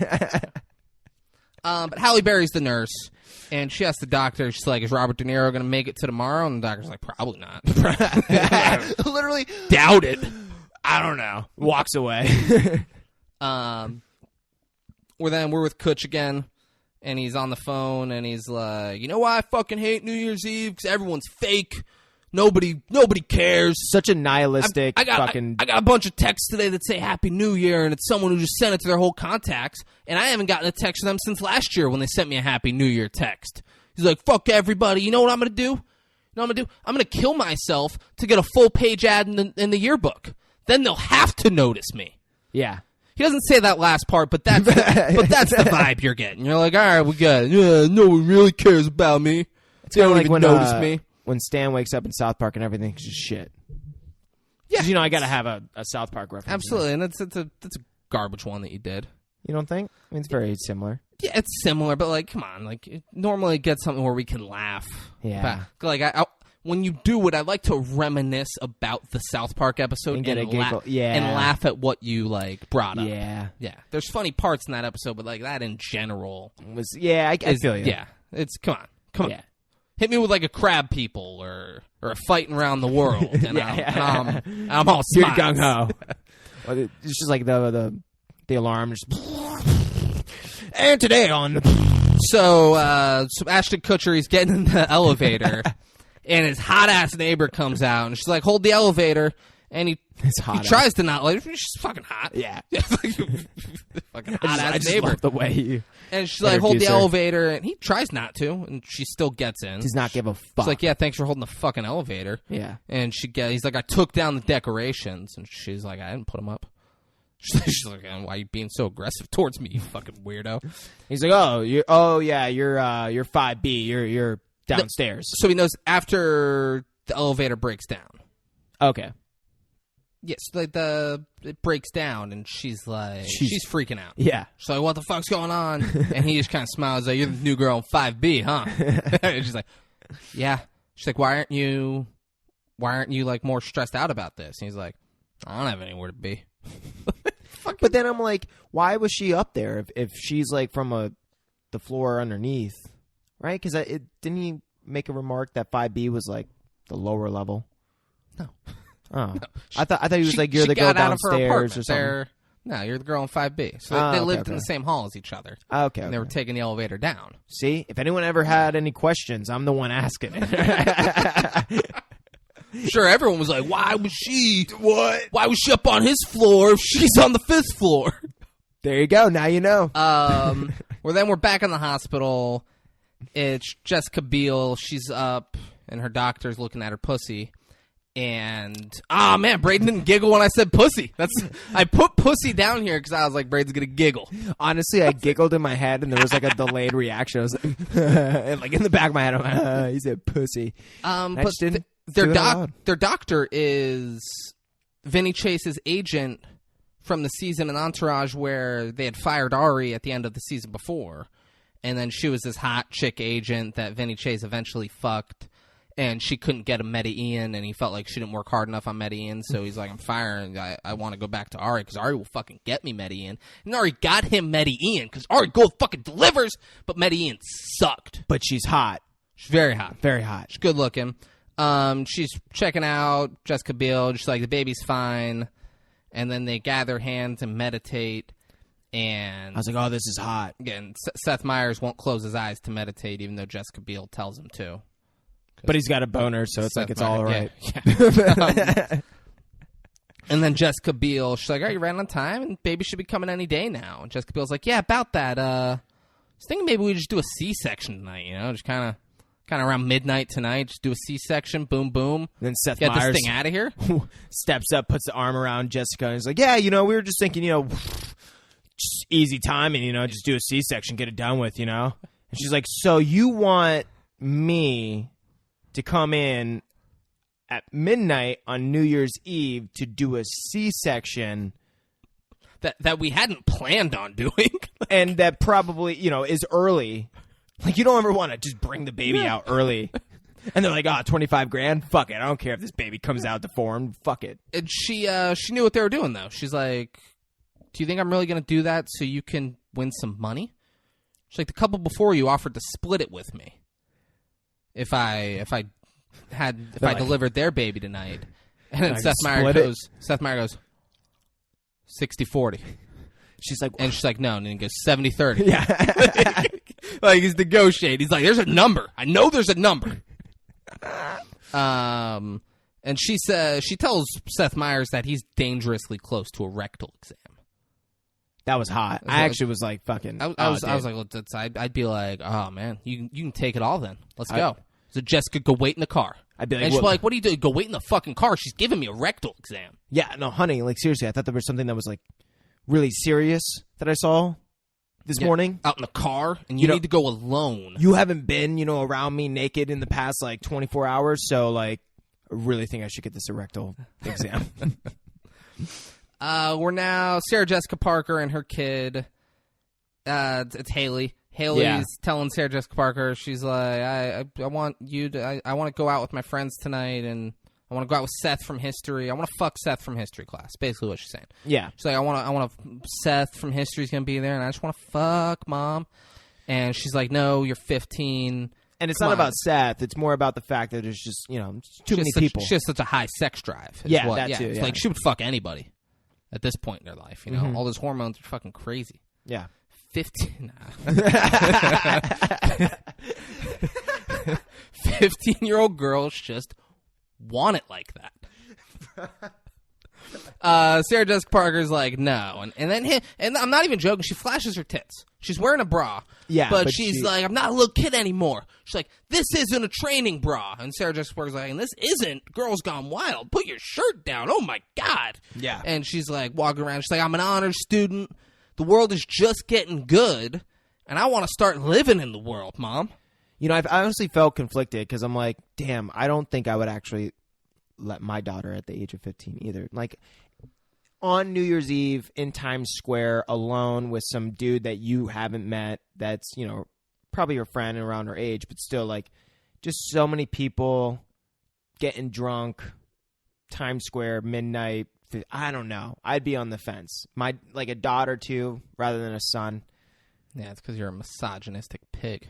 I knew you were going to say that. Well, I mean, like, you can't set me up for it like that. I know. Because in my mind, I was like, I'm going to ask him if he would let his son. And I bet you Brett would be like, yeah, I'd let my son go. I want him to get laid, man. Come on, bro. Bros, bro. It's like, bro, when I was 15, I was trying to fuck everything. I want my boy to do that. like that's where you would go. Yeah. So now they're predicting record-breaking crowds for the ball dropping, which even though over 1 billion people watch it every year, they're predicting a new record. On a 2 billion. We're going to get 2 billion viewers. They're climbing up to the top. They're going up to where the ball is, and we find there's a bunch of people. Swank, Luda, whole crew of people. And we find out Hillary Swank is afraid of heights. And then Luda's like, I got a solution to this. He goes, Officer Nolan. And Officer Nolan walks up and just picks up Hillary Swank. No. He says, make a path. Make a path. But picks her up. Yeah. It says, make a path, and then walks up with her. But that line has come through this movie like 3 or 4 times. They say it a few times. Yeah. Make a path. Different people, too. It's not like the same person.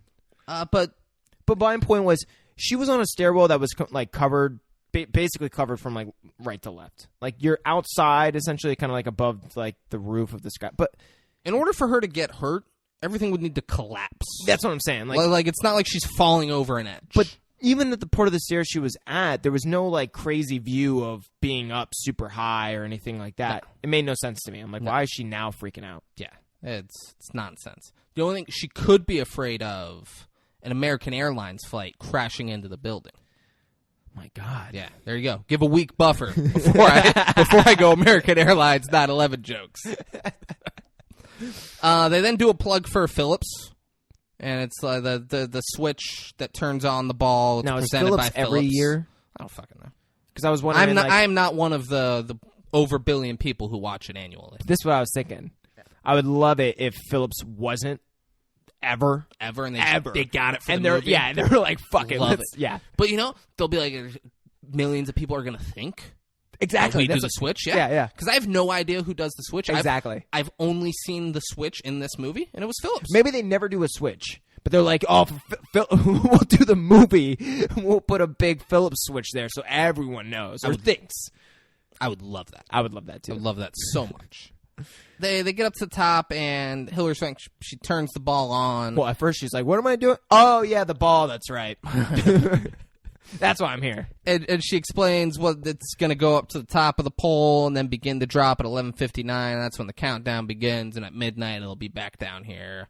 I'm wondering, like, who is she telling this to, though? Like, why does she need to explain this? This has been, like, verbatim. I'm guessing it's like a tradition that the vice president goes of the Times Square Alliance goes and reporters are there and they give a little speech and explain that. It would be great if it was a bunch of foreign reporters, so then it makes sense for the billion and the reason why she's explaining it too. Didn't seem like they were foreign, but maybe if we go back, maybe there was one. Cause there was a point where a reporter is talking to Hillary Swank's assistant, and he says, "I don't speak Spanish. I'm really sorry."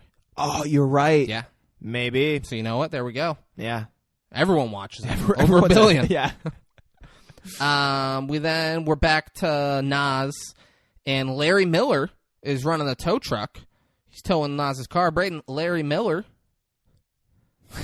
played Dean Richmond. Dean Richmond? In The Nutty Professor.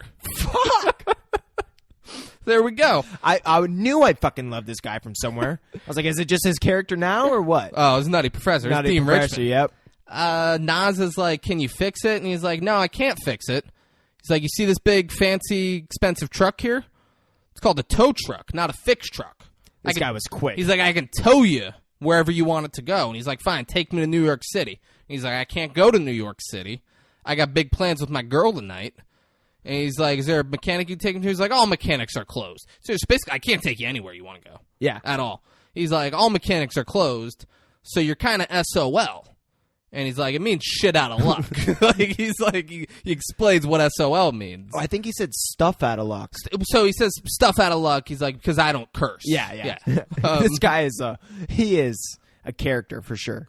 And Nas goes, well, I can't be SOL. I got a big speech that I need to make at the company party. And then Dean Richmond goes, well, I got big plans too.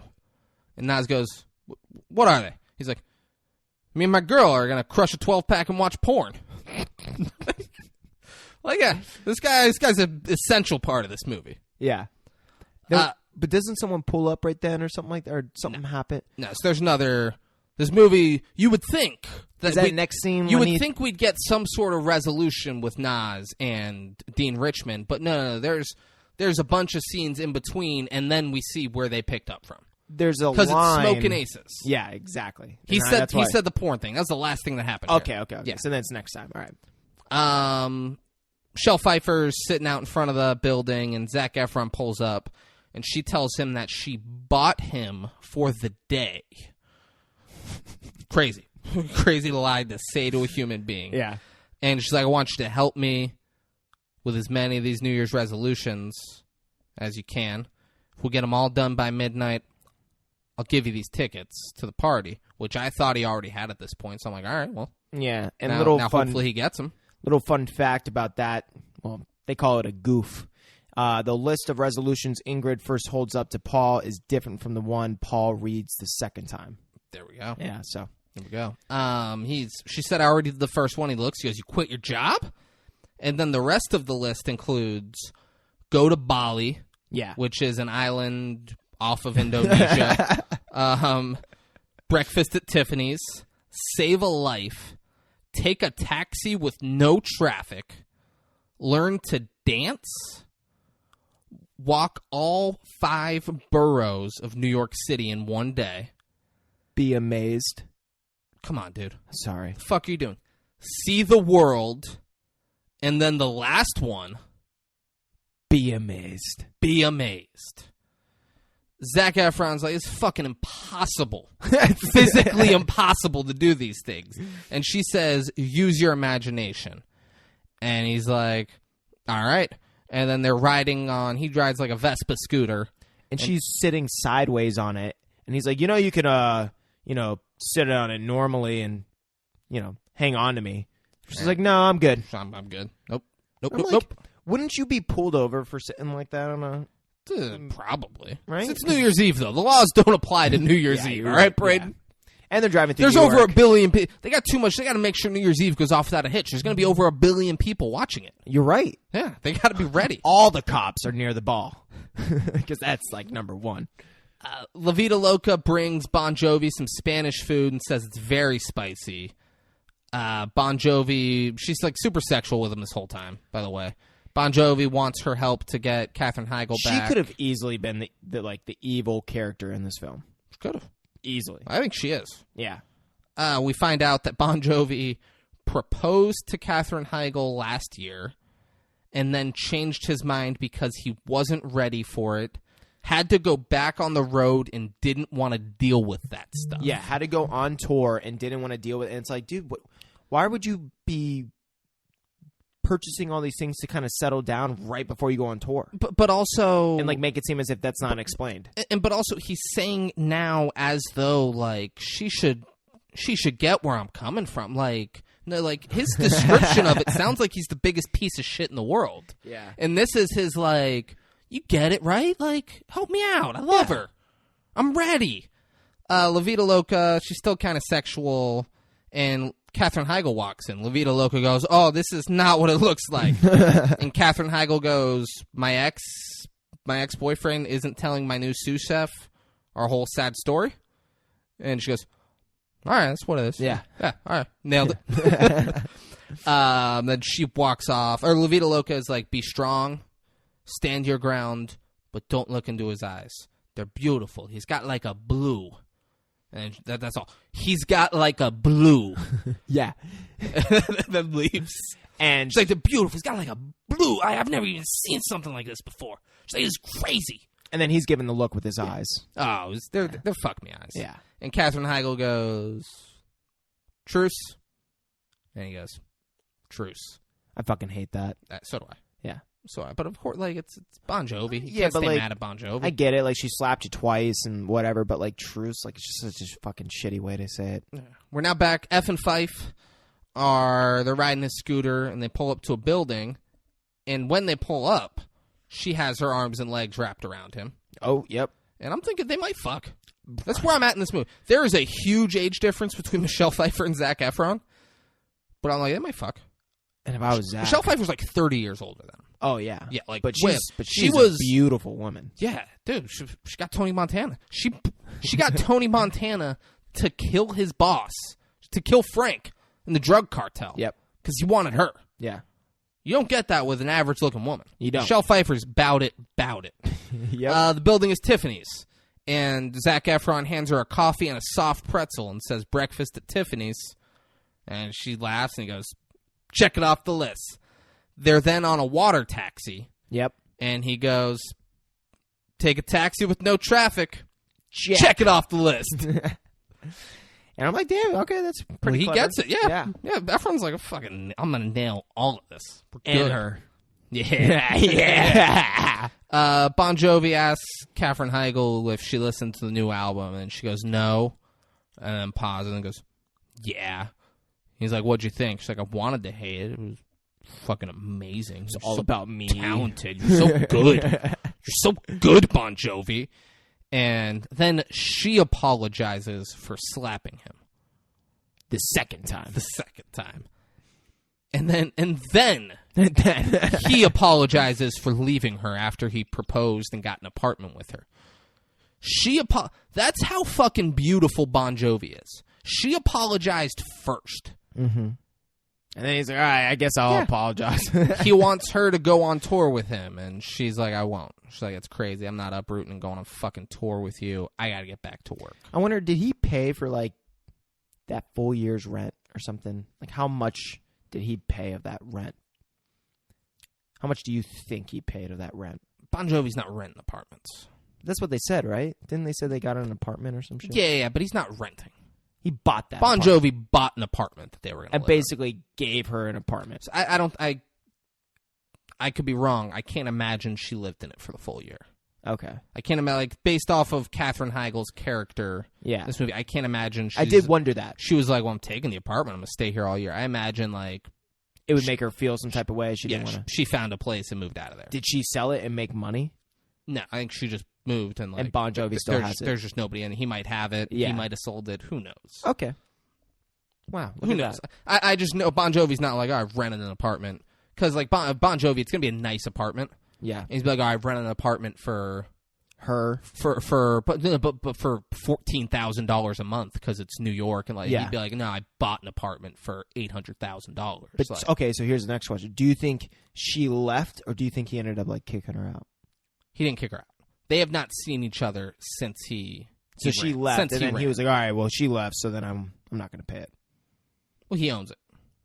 or I'm going to sell it." He owns it. So he's either selling or they have it. Yeah. We don't find out. Okay. He might still have it. Bon Jovi's got multiple apartment money. Like he ain't hurting. He can be like, whatever. I got a crash pad in Manhattan if I need one. Yeah. You know, like he's got it like that. I love thinking shit like this. Yeah. We're now in an elevator. Kutch is talking about how much New Year's Eve sucks and how it's all amateurs who don't know how to drink. And the chick in there is like, they have something to be excited about, like me. And then Kutch is like, ooh, who you gonna kiss? Bet it's a big letdown. He's just a fucking. He's a cock. Everything's shit to him. She then she sees a hatch in the top of the elevator, and she wants to be all John McClane. She's like, "Can you get in that hatch?" And he goes, "No, because I'm not Spider-Man." He's like, "That's a ridiculous question. No, I can't. And what am I gonna climb up on top of the elevator? Get the fuck out of my face." He's like, "I'm fine in here." And she's like, "Well, then lift me." So he lifts her up, and she's like, "Oh, it's locked. I'm gonna grab my nail file and I'll file it down." And he looks and sees that she's wearing a Bon Jovi All Access pass. And he goes, ugh, you're a groupie? And Immediately just being like, "Oh, you just sleep with yeah, stars." you're just a star fucker. And she goes, put me down. Just put me down. We then, Haley sees Seth and Haley sees the whole history class. No, she sees Seth on the street. Yeah. And she's like, oh, can I go say hi to my friend's mom? And Sarah Jessica's like, yeah, make it quick. And he goes there, and she's like, Seth, I'm not going to be able to make it tonight. He's like, what? The whole history class is going to be there. The whole history class? Like, I don't know. And a history class must be like, Yeah. all friends or something. Yeah, like you're just friends with everyone in the history class. I went to a small high school, and there was like 30 people in every single class. Yeah. There's no way everyone in the history class is friends. Yeah. He can be like everyone we're friends with in that class, and then some other friends from other parts of the high school. But like numbers wise, we'll have about as much as the whole history class. That I can get on board with. If that's how Seth explained it, then I'd be all for it. But Haley's like, I'm not gonna be able to go. My mom's not gonna let me. And Seth's like, Let me talk to her. Let me talk to her. And he's like, Sarah Jessica Parker, what's up? You look beautiful. Damn, baby. You know, just like the whole history class is gonna be out there. And she's like, you're Seth, right? Your mom and I are on some committee together. She's like, why don't I call her? And so he's like, oh, actually, you know what? The funny thing is she left her phone at home. You know, like she's going out for the New Year and stuff. And she's like, all right. And she closed the phone. And he's like, Haley, I tried, but your mom fucking Mom plays the hard game. So they say bye. Yeah. And now we're back. F and Fife are scooting over the bridge. They're just scooting. Everybody's scooting. Okay. There we go. Yeah, There's a fun South Park. This could have been your South Park reference. Yeah. He's like, no, I think people should, drive a car, and that should be scooting. Okay. And Fife is asking, she's like, is this a safe neighborhood? She's like, what's this neighborhood? Is it safe? And he's like, just trust me. Trust Paul. His name's Paul. And they go into an elevator that's like... in like a warehouse. It looks sketchy. It does, yeah, exactly. And she's sketched out. She's freaking out. She's like, just we could be done. Just take the tickets and let me go. She thinks she's getting murdered. She's like, just take the tickets. She doesn't know what to think so about you can have the tickets. Just take them and let me go. If you let me live, you can have the tickets. You think that's because of the faux hawk? Yeah. And that faux hawk just makes you just... And you know who people have never thought was going to murder them? Who? Tony Hawk. Yeah, you're right. No one's ever felt unsafe. I'm like, oh my God, Tony Hawk's going to murder me. Tony Hawk could take me anywhere. Tony Hawk could hold a gun to my head, and I'd be like, I trust you, Tony. Yeah. I trust you. While she's doing this, he's singing, give Paul the chance. Give Paul the chance. Like, just fucking singing, not giving her feelings any acknowledgement. He just keeps saying that over and over again, which it's kind of off-putting. Yeah. The elevator door then opens, and it looks all Japanesey inside. And F just goes, go to Bali. I mean, it's beautiful. It looks like a spa, yeah. It's beautiful. But no, it looks Japanesey. Yeah, a little bit. Don't tell me I'm wrong with my Japanesey comment. It looks Japanesey. Yeah, so it's like they have like a little pond that has like nice steps to like a fucking bed. Yeah, that's just like fucking gazebo looking things. It's very Japanese. If you look at that and you don't think Japanesey, spa Japanesey, yeah, like you're wrong. You're just wrong. Yeah, they got catfish swimming through the fucking pond. Yeah, it's a spa, and Fife is fucking loving it, and she's going up, she's getting a massage, and just like kind of sadly whispers, "Thank you," to the lady giving her a massage. God. Like, oh, my life has been so hard. Thank you so much. I've been stuck in New York for 15 fucking years. I'd probably cry too if I was stuck in that city jungle, just working for Lithgow. Yeah, just doing shit all day. Yeah.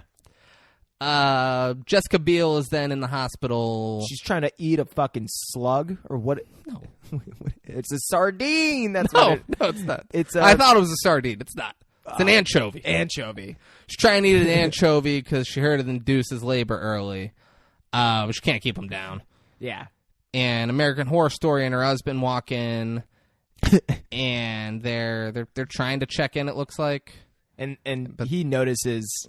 He's like, oh, what are you doing there? And like, they're just like, you try yams? I bet you don't even know that yams help induce labor. He's like, oh, she's all full of yams. Of course they do. And he's like, well, I got you. Yams prevent pregnancy, or prevent labor, not pregnancy. Yeah. Which is funny. I mean, it's pretty clever. Yeah, and just Seth Meyers and the husband are talking shit. Back and forth. The husband, turns out he runs a charm school, and hands him his card, and he's like, oh shit. And Seth Meyers like, oh, he really runs a charm school. And then American Horror Story comes out, and she got an ultrasound, and they're like, she's not ready yet. And then Jessica Biel gets in the woman's face. Yeah, now it's... And goes, it's on now. Belly to belly. And American Horror Story is genuinely confused. She's like, excuse me? She's, huh? like, what? She's like looking around. She's like, what's on? She's like, oh, it's on. And Seth Meyers like, come on, just calm down. Yeah. Calm down. Come with me. American Horror Story was like, what the fuck's this lady's deal? Yeah. Pregnancy must be hard. Haley and Sarah Jessica Parker, they get home. Haley tells her mom that she doesn't want her to be a Piper's mom, and then explains that there's this girl in her class called Piper, and her mom like hides in the bushes out front every day to make sure she goes into school, and just follows her whenever she's out, and like is following her. We spoiler, we see a lot of Piper's mom later. Yeah. Too much, honestly. Like, to the point where like, yeah, we get it. And then they're like, but like, let's fucking hammer it in a little bit more. I was like, we didn't need this. Yeah. That's they're fucking trying to be funny. Then Haley tells her mom that she's clingy. Her mom's too clingy because she doesn't have a man in her life. But like she doesn't say it like a cunt. She says it like they're genuinely like as if they were friends. And she's like, you just need a man in your life, you know? Like, because she's like, you're fucking hot shit, Mom, you know? And then You're she like hot rips shit. on her for fucking boots. Yeah, she's like, you gotta lose the clogs. Her mom was wearing like clogs. like shitty old shoes. Yeah. But like she didn't say like you're clingy because you don't have a man in your life. Like she didn't say it like she's trying to hurt her. No, she's like, you're hot. Yeah, like you're hot shit, Mom. Like, come on. And then the mom's like, come on, just you and I are gonna have our night together. We're gonna watch the ball drop. We're gonna have fun. And she goes, I'm over it, and I'm over you. And then slams her bedroom door. And she just looks so hurt. Absolutely. Yeah. Absolutely. I'm over it, and I'm over you. Fuck. I ain't got no man in my life. I saw it coming, though. Dean Richmond then brings Nas back to the chapel where he was at before. He has him sign for his car and tells him he can keep the pen. And then the pastor comes out and he's like, and I even got you a ride. And it's the pastor, and he's like, it's his cousin. And he's like, yeah, my cousin's going into the city to watch the Radio City Rockettes. Like, you ever see the Rockettes? They do it every year. Like, he's loving it. And he's like, yeah, if you need a ride, you can come with us if you don't mind chipping in for gas. And Nas is like, gas? Hell yeah. I'll pay for all the gas. Yeah. And then Dean Richmond goes, hey, don't say hell to him. He's a pastor. And looks at his cousin and goes, show him the book. Show him the pastor. Holds up a book. Like, I'm a pastor. He's like, show him the book. Give him the proof. Don't let him know you're a pastor. He's like, I'm a pastor. He's like, give me my pen back. Now you know, if you're a pastor. Give me my pen back. And then takes the pen. Now you know, if you're a pastor and someone's challenging you, Show him the book. show them the book. Show him the book. And then he's like, there's our ride right there. And it's an RV. And he's like, how much gas is that? Yeah. And he's like, how much your credit card got? Like, Yeah, it's probably it's a lot of fucking gas. You paying for all of it? thousands of dollars, probably. A ton. Yeah. De Niro's then in bed, and Halle Berry asks De Niro why he's refusing treatment, and he talks about being a photographer in Nam and how it's a fucking petty he's scared story. of debt, and he's like, just get me to midnight. That's all I need. Just get me to midnight. I just need to see that ball drop one last time. She's like, fuck, all right. Sarah Jessica Parker then goes into Haley's room, but she gone. Sarah Jessica Parker runs out in the street looking for her. Wasn't she up on like a second floor? So in New York, they have fire escapes. Okay. Yeah, they might not have shown one outside her window, but I couldn't remember if I saw it's anything. very feasible that she could have gone out her window and gotten down easily. Look at that. She's athletic. Yeah. I mean, No, you don't have to be. I'm not athletic, and I could walk down a fire escape. Okay. Yeah, for sure. You know what I'm talking about? Kind of, like It's- a pole kind of thing? No, it's like a walkway and stairs. Walkway, stairs. I thought she went right out her window, though. So, like, there. Yeah, but those are outside. In New York, those were all I know. outside. Okay, so now- if there's a fire, people can get out there. Yeah, now I know what you're talking about. Yeah. Yeah. The World Trade Center didn't have those. People took to just jumping instead because they didn't have the fire escapes. You know what I'm saying?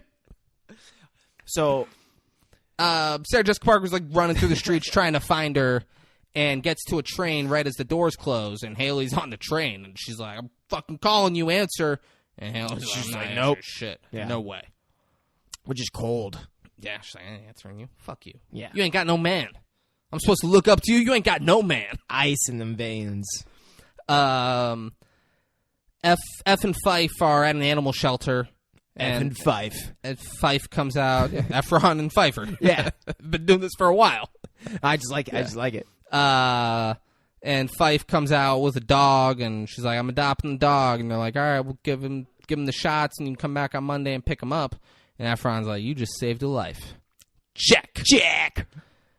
He then drives her on the scooter around a big statue of a globe and says, take a trip around the world. Check. And then he goes, kind of cheating, but we'll take it. Yeah. It's now 6 o'clock in Times Square. They introduce Mr. New Year's Eve himself, Ryan Seacrest. What? Crowd goes wild.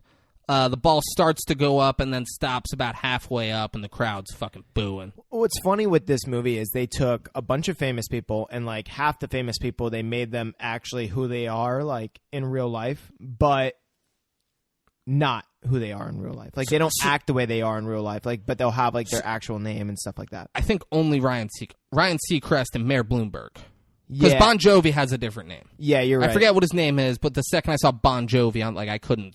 I thought there was maybe one I didn't more, think of too. another name other than Bon Jovi. Yeah. For Bon Jovi. But I just think because- it's funny how they have some famous people Yeah, and playing then- who they are, but not being actually kind of like who they are. Hey, maybe Seacrest is like this. You know what? That's what I was thinking too. I was like, it'd be funny. The crowd starts booing, and Hillary Swank's freaking out, and Seacrest is over off on the side. He's like, they're freaking out. I don't know if I can do this. They're gonna be mad at me, and that's gonna mess up my hair, and I need my hair to look good. He's like, this would never happen to Dick Clark. Why is this happening to me? Yeah. So yeah, did we say that too? So the ball, It stopped halfway. yeah, stopped halfway, and some of the lights like went out too and stuff. Yeah. All the lights went out. I thought like half of them were still on. No. All of the lights went out. It's big. It's a big deal. Comes up later. Damn. All the lights went out. F and Fife are at this place that I don't know what this place is. Like, it was like some kind of museum, and it had all 5 boroughs of New York in it. all of like New York just and mapped out. And it wasn't Legos, but it was like Miniature built. it was like a Replicas. mini city. Yeah. All 5 boroughs in New York. It was huge. Yeah. And Zach's just being a dick. so he calls Kutcher, and he doesn't answer. He's leaving a message. He's like, dude, I got tickets to that party, and I worked out this deal with this lady, and you know she's a couple sandwiches short of a picnic, you know, like a little bit pathetic, but in like a cute way. And Fife hears this. Well, what pisses me off, I'm like, bro, how do you not have the awareness or Fucking like crazy. Yeah. you're in a room that echoes probably super easy. And no one else is talking. No one in else there. is talking, and they literally zoom out to show like from a view of the whole entire room. And Zach is probably 10 feet Yeah, he's not far away from her. at most from her. Yeah. And just speaking like normal, not even whispering. So Fife then walks up to him, and she goes, I don't want to do this anymore. And she's like, what? She goes, I'm pathetic, dude.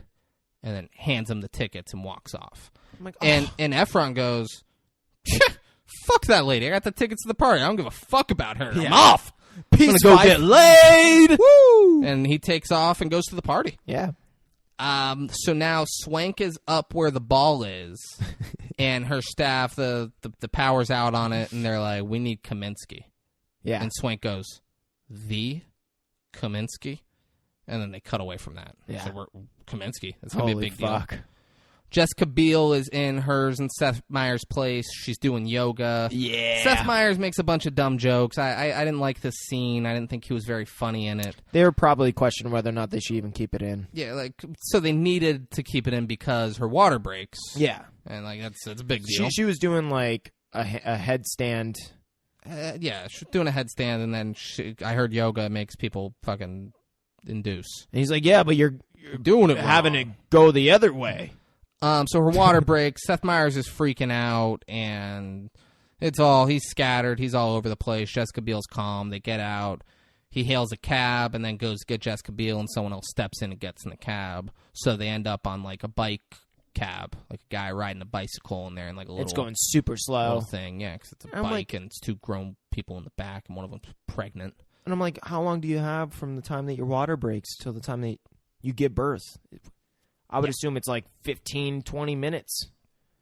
Seemed like they were on a fucking ride for like an hour. Nah, so your water breaks, and then labor can take fucking hours or days after that. Oh, like it. So it can, from the start of like you breaking your water till Yeah, so You're actually so giving it's birth so it's could not be a while. it's not necessarily like her water breaks and the baby's coming. Like it's I thought that's how it was. Like the baby's coming, the water breaks. so that's a sign like the baby's coming, but labor can take fucking forever. yeah. Like she could have gone and been in the hospital for a fucking full day, just Yeah. pushing and in fucking agonizing pain. Yeah. And they made a thing earlier. They're like, "Oh, you're not going to take any drugs or epidurals because You have this Zen, Vinny Chase's old agent. She's like real Zen, has a third eye, and she's like, we're just gonna breathe and meditate, and you're gonna have the baby naturally. So it sounds awful. Well, Sounds awful. I heard it's like better for like the baby. I mean, of course it is, but it sounds painful. No, yeah. Yeah, that's fucking yeah. I'm sure it's better for the baby. But honestly, this lady but probably fuck that baby. Honestly, this lady, though, is probably a good doctor. She probably knows some crazy good breathing exercises. So they used to use breath as anesthesia before there was actual anesthesia. Because the breath, like, makes your body's nervous. So, like, when you're Say that word again. Yeah. Fuck you, bro. Anesthesia. Whatever, dude. But, yeah, they used to, because, like, Fantasia. it has, your breath deals a lot with your nervous system and the way that your nervous system tenses up. Is a lot because of the way that your breath is. So, like, they use, like, certain breathing exercises, or they used to, or some people still do for natural births, to try and help you release, like, other things so you don't feel as much pain, and helps your nervous system relax so you don't tense up giving birth and stuff. You know what probably makes you feel less pain? Like Oxycontin or It's something. just a bunch of pain meds. They can just shoot you full of and be like, push that little bitch out. I fucking got it now. Yeah. De Niro's fucking dying in bed. He's like, what time you work until, Halle Berry? And she's like, oh, I'm here till midnight. He's like, you got a hot date? And she's like, yeah, maybe, something like that. But you're my hot date tonight. She's just being super sweet. Super fucking De sweet. Niro's like, why are you being nice to me, all right? I'm a fucking ass, you know? Don't be nice to me. And she says, well, maybe being an ass got you everything you wanted in life. Wow. And he goes, not everything. Honestly, that line by Halle Berry is probably the deepest thing that's been said, that will be said probably this whole film. I mean, it's a fucking ruthless kind of cutthroat thing to say. Yeah. I think De Niro's line was a little deeper. Yeah, no, Not everything, I think, is deeper. Yeah, exactly. And that's the point, though. Like, Yeah, you can only get hers so was much like, being an man, asshole. You ran a business. You were fucking cutthroat. You were being an ass, but you had to be. That's how you get to the top. Yeah. like shit like that. Like I was like, ooh, fucking Halle Berry. Yeah. We're back in the elevator. Kutch apologizes for calling that chick a groupie and says they should talk.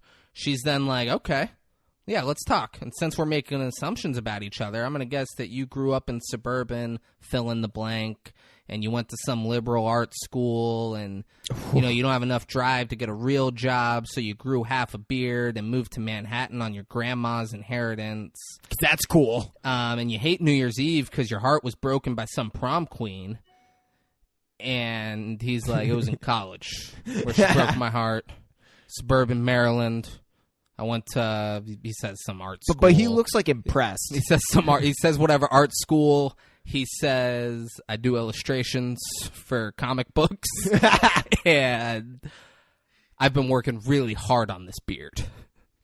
But he's like flirting, almost like saying it back. Like, he he's likes doing it. Cute. Like it's a nice little like He was, that, like, impressed. That broke the ice, and Yeah. he didn't like get offended by it. He rolled with it, And that's like, how you do it. He's like, That's- it's cute that she did that. That's Ashton Kutcher player shit right there.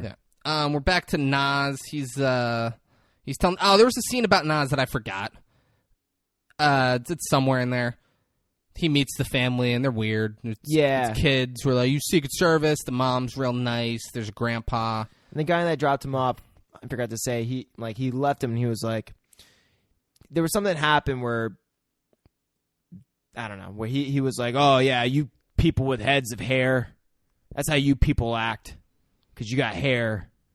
There's something ridiculous about hair. You know what I'm talking about, David. Go ahead. I don't, but That's how he left. That's how the guy that That's how dropped Dean him off, Richmond? that's how he left. all right. He's like, oh, you people with All hair. right, so that's not what I'm talking about, though. There's an entire scene that I didn't put down here where he meets the family on the RV. Oh, okay. So we've already been introduced to who he's traveling with. Now he's with them, and he's talking about how he met the chick last year on New Year's Eve. that he doesn't know the name of. He doesn't know her name, and that's all we find out so far. Because he wants help with the fucking speech that he's writing, and then that gets brought up. But there's like a grandpa in the background that's just like a pedophile. Not pedophile. Not at all. It's not even a little bit. That's a weird fucking thing to call the man. Yeah, he wasn't never a pedophile. pedophile vibes from this Yeah, guy. it was We'll more- get there. We'll get there. Yeah, weird sexual He doesn't do vibes. all his weird stuff yet. It's way later. I thought when he was bringing up the whole thing about the gay, He just kind of brings it up now. We'll get there. Okay. We'll get there. We see the party that F was talking about earlier. Looks fine. A lot of older people, though. I don't know why Efron was so pumped about going there. Yeah. Because Efron, when this movie came out, Efron was like 23. And it's like a lot of people in like their mid to late 30s, early 40s. Maybe that's the whole thing. You just can't see their face, so who gives a shit? Yeah, like it's not what you would think like 23-year-old Efron would be pumped about going to. That's why he's following this old lady around New York. Well, he bailed on her. True. There's an old lady up on the top, and she welcomes one of the hottest names in the music industry. Will be on the stage shortly, and it's Bon Jovi, which that's 20 plus years too late for that shit. Yeah. Bon Jovi in like the 80s and 90s, sure, you can say one of the hottest names in the music industry. 2011, Yeah. no. Great, still great. No, for sure. Still, if I went somewhere and they're like, "Oh, Bon Jovi's going to be playing here," I'd be like, "Oh, that's cool. Yeah, fuck yeah, Cool. Let's watch Bon Jovi. Sounds awesome." But if they're like hottest name in music, I'd be like, "No, he's not. Nah. No, he's not. Give me Doja Cat. Give me Doja Cat. That's the hottest name. Yeah. Big Wishing that the pussy was a kissing booth. That's that Doja Cat I shit. fucking love that line. One of my favorite lines. I love everything about Doja. She's amazing. 2021 was her year. Absolutely. And 2022 is gonna be her year. Yeah, back Best to back. believe. Back to back Doja Cat. Yeah. We're back in the elevator, and the girl in the elevator, she's a backup singer for Bon Jovi, just for tonight. She was hired for just this gig, and she's hoping that she impresses him and she gets to go on tour with him. We're back in Times Square. The ball is still down. Everyone is nervous and waiting for Kaminsky. Yeah. Hillary Swank's coffee guy. It's her assistant. This is where we find out he doesn't speak English, the Spanish reporter. And she's like, oh. Or he doesn't speak Spanish. Yeah. She's like, all right, my bad. Kaminsky then arrives, and he looks like a Russian electrician. But once again, the Picture, cop... real quick, picture a Russian electrician. Nailed it. That's who Kaminsky is. Yeah. But as he comes up through the elevator, there's a cop that's with him. And there's a bunch of people that's like right off the elevator. And he's like, everyone make a path. Make a path. There's that line again. It's the third time. Kaminsky walks up to Hillary Swank, and he's like, I was fired from this company. And she's like, that was before I took over. I never would have fired you, Mr. Kaminsky. Like immediately hits her with that. She's like, I never would have fired you. And she's like, what is it? And he's like, it's a short. And then Luda goes, a short? That sounds like an easy fix. And he goes, all right, then you fix. And he goes to leave. And Hillary Swank's like, no, don't leave. And he says that he has to find the one light out of the over 3,500 lights in the ball that went out. And she's like, are you serious? She's like, I thought we were past all this like Christmas light technology where one bulb goes, the whole strand goes. He goes, me too, and that's why I got fired. So maybe I leave and you fix. And then he goes, leave. She's like, no, please. He goes, I need you. I fucking love Kaminsky. Yeah. She goes, Kaminsky, I need you. And he's like, all right, I do it. Like very I do personal. it. I do it for you. Yeah. We're out.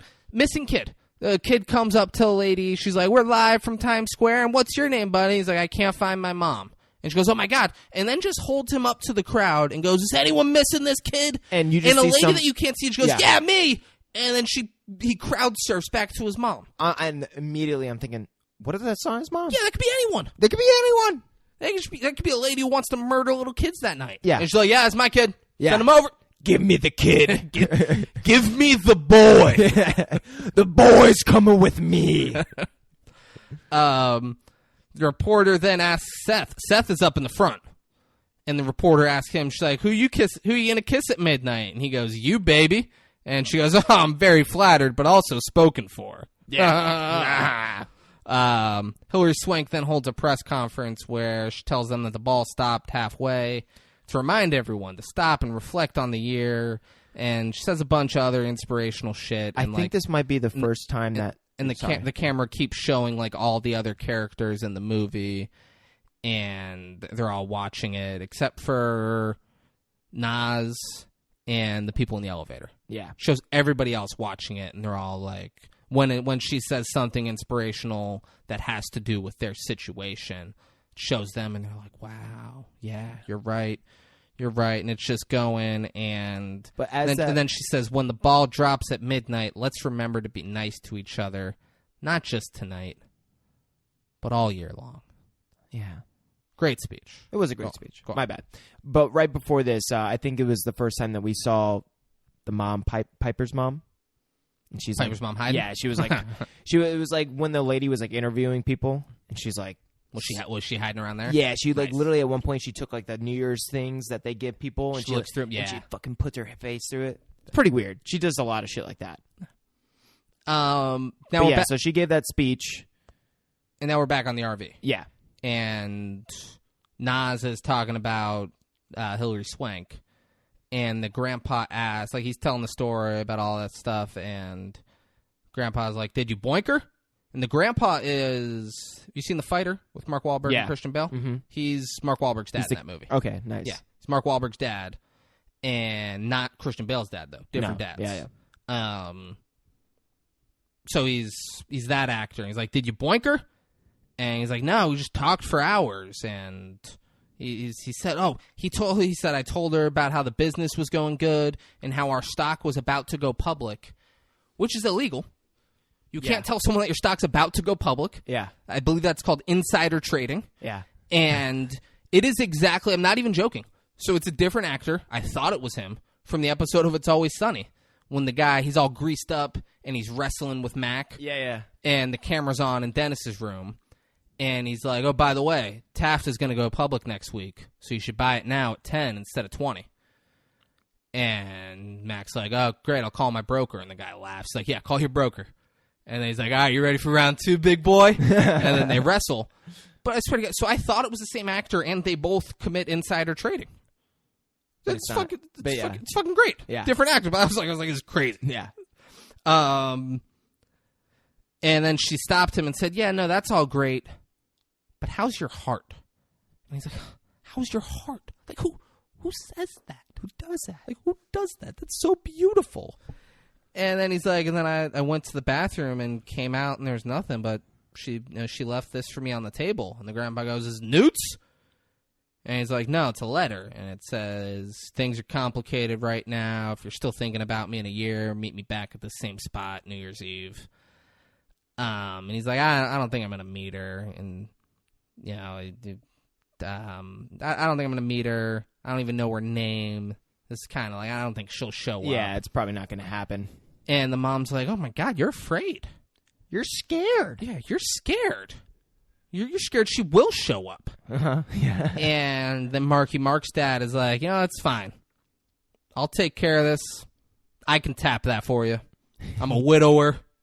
I need it. I'll tap it for you." No, Don't yeah, worry. I did butcher it earlier. I loved his At sexual at comments. no point was there anything about him fucking kids. You know what? I just, Even a little bit implied. I just been throwing the word pedophile around too much lately. That's what it's been.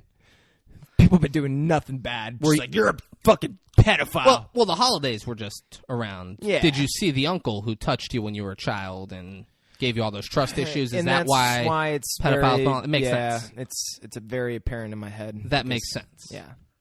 F he's pissing. He's pissing in a public bathroom and gets a call, and he answers and goes, "What's up, sis?" And his sister's Sarah Jessica Parker. It's a small world. Fucking small world. She's freaking out about Haley, and he's like, "It's New Year's Eve. She's her mother's daughter. She's out having fun somewhere. Apparently, Don't worry." she And needs to be a little. He's like, "I'm not even worried about Haley. I'm worried about you. You need to go have fun. You Yeah. need to go do something. Lose the clogs." Which, again, just all back to that. And Sarah Jessica Parker's like, "Yeah, blah, like it's a whole thing." And then he rats out Haley. He's like, "Well, if she was to call her cool uncle, she probably would have told him that she's going to be at the 54th Street Pod to watch the ball drop." And then he tells Sarah Jessica Parker that he needs a huge favor. And she's like, "Yeah, anything, what?" Yeah. And we cut to F runs up to Fife in the food court of, I guess, the museum. I guess he didn't leave the museum. Oh, before I told you guys he left and went to the party. He didn't. None of that. He didn't say "fuck that lady." Surprise. He seemed really sad when she was like, he was like, "Oh man, I really hurt her feelings." Yeah. Like, I'm a piece of shit. That's fucked up. Yeah. He runs up. She's like licking frosting off a cupcake, and he says, "Be amazed. I got it." And he's like, "Please don't let this whole thing be ruined because I'm a big mouth idiot. I'm tired of being that guy. Please come with me." And she's like, "I will, on one condition." And we see her driving the scooter with Zac Efron on the back. That's the one condition. Luda tells Swank she had a real good speech, and then says that she needs to go to that meeting tonight. And she's like, I don't think he'll be there, and I don't move until the ball moves. Yeah. She's like, fucking ball's still broken. This is my job. First of all, I don't even think Nas is gonna show up, and I need to figure this shit out first. Yeah. Now we're back. We're at the hospital.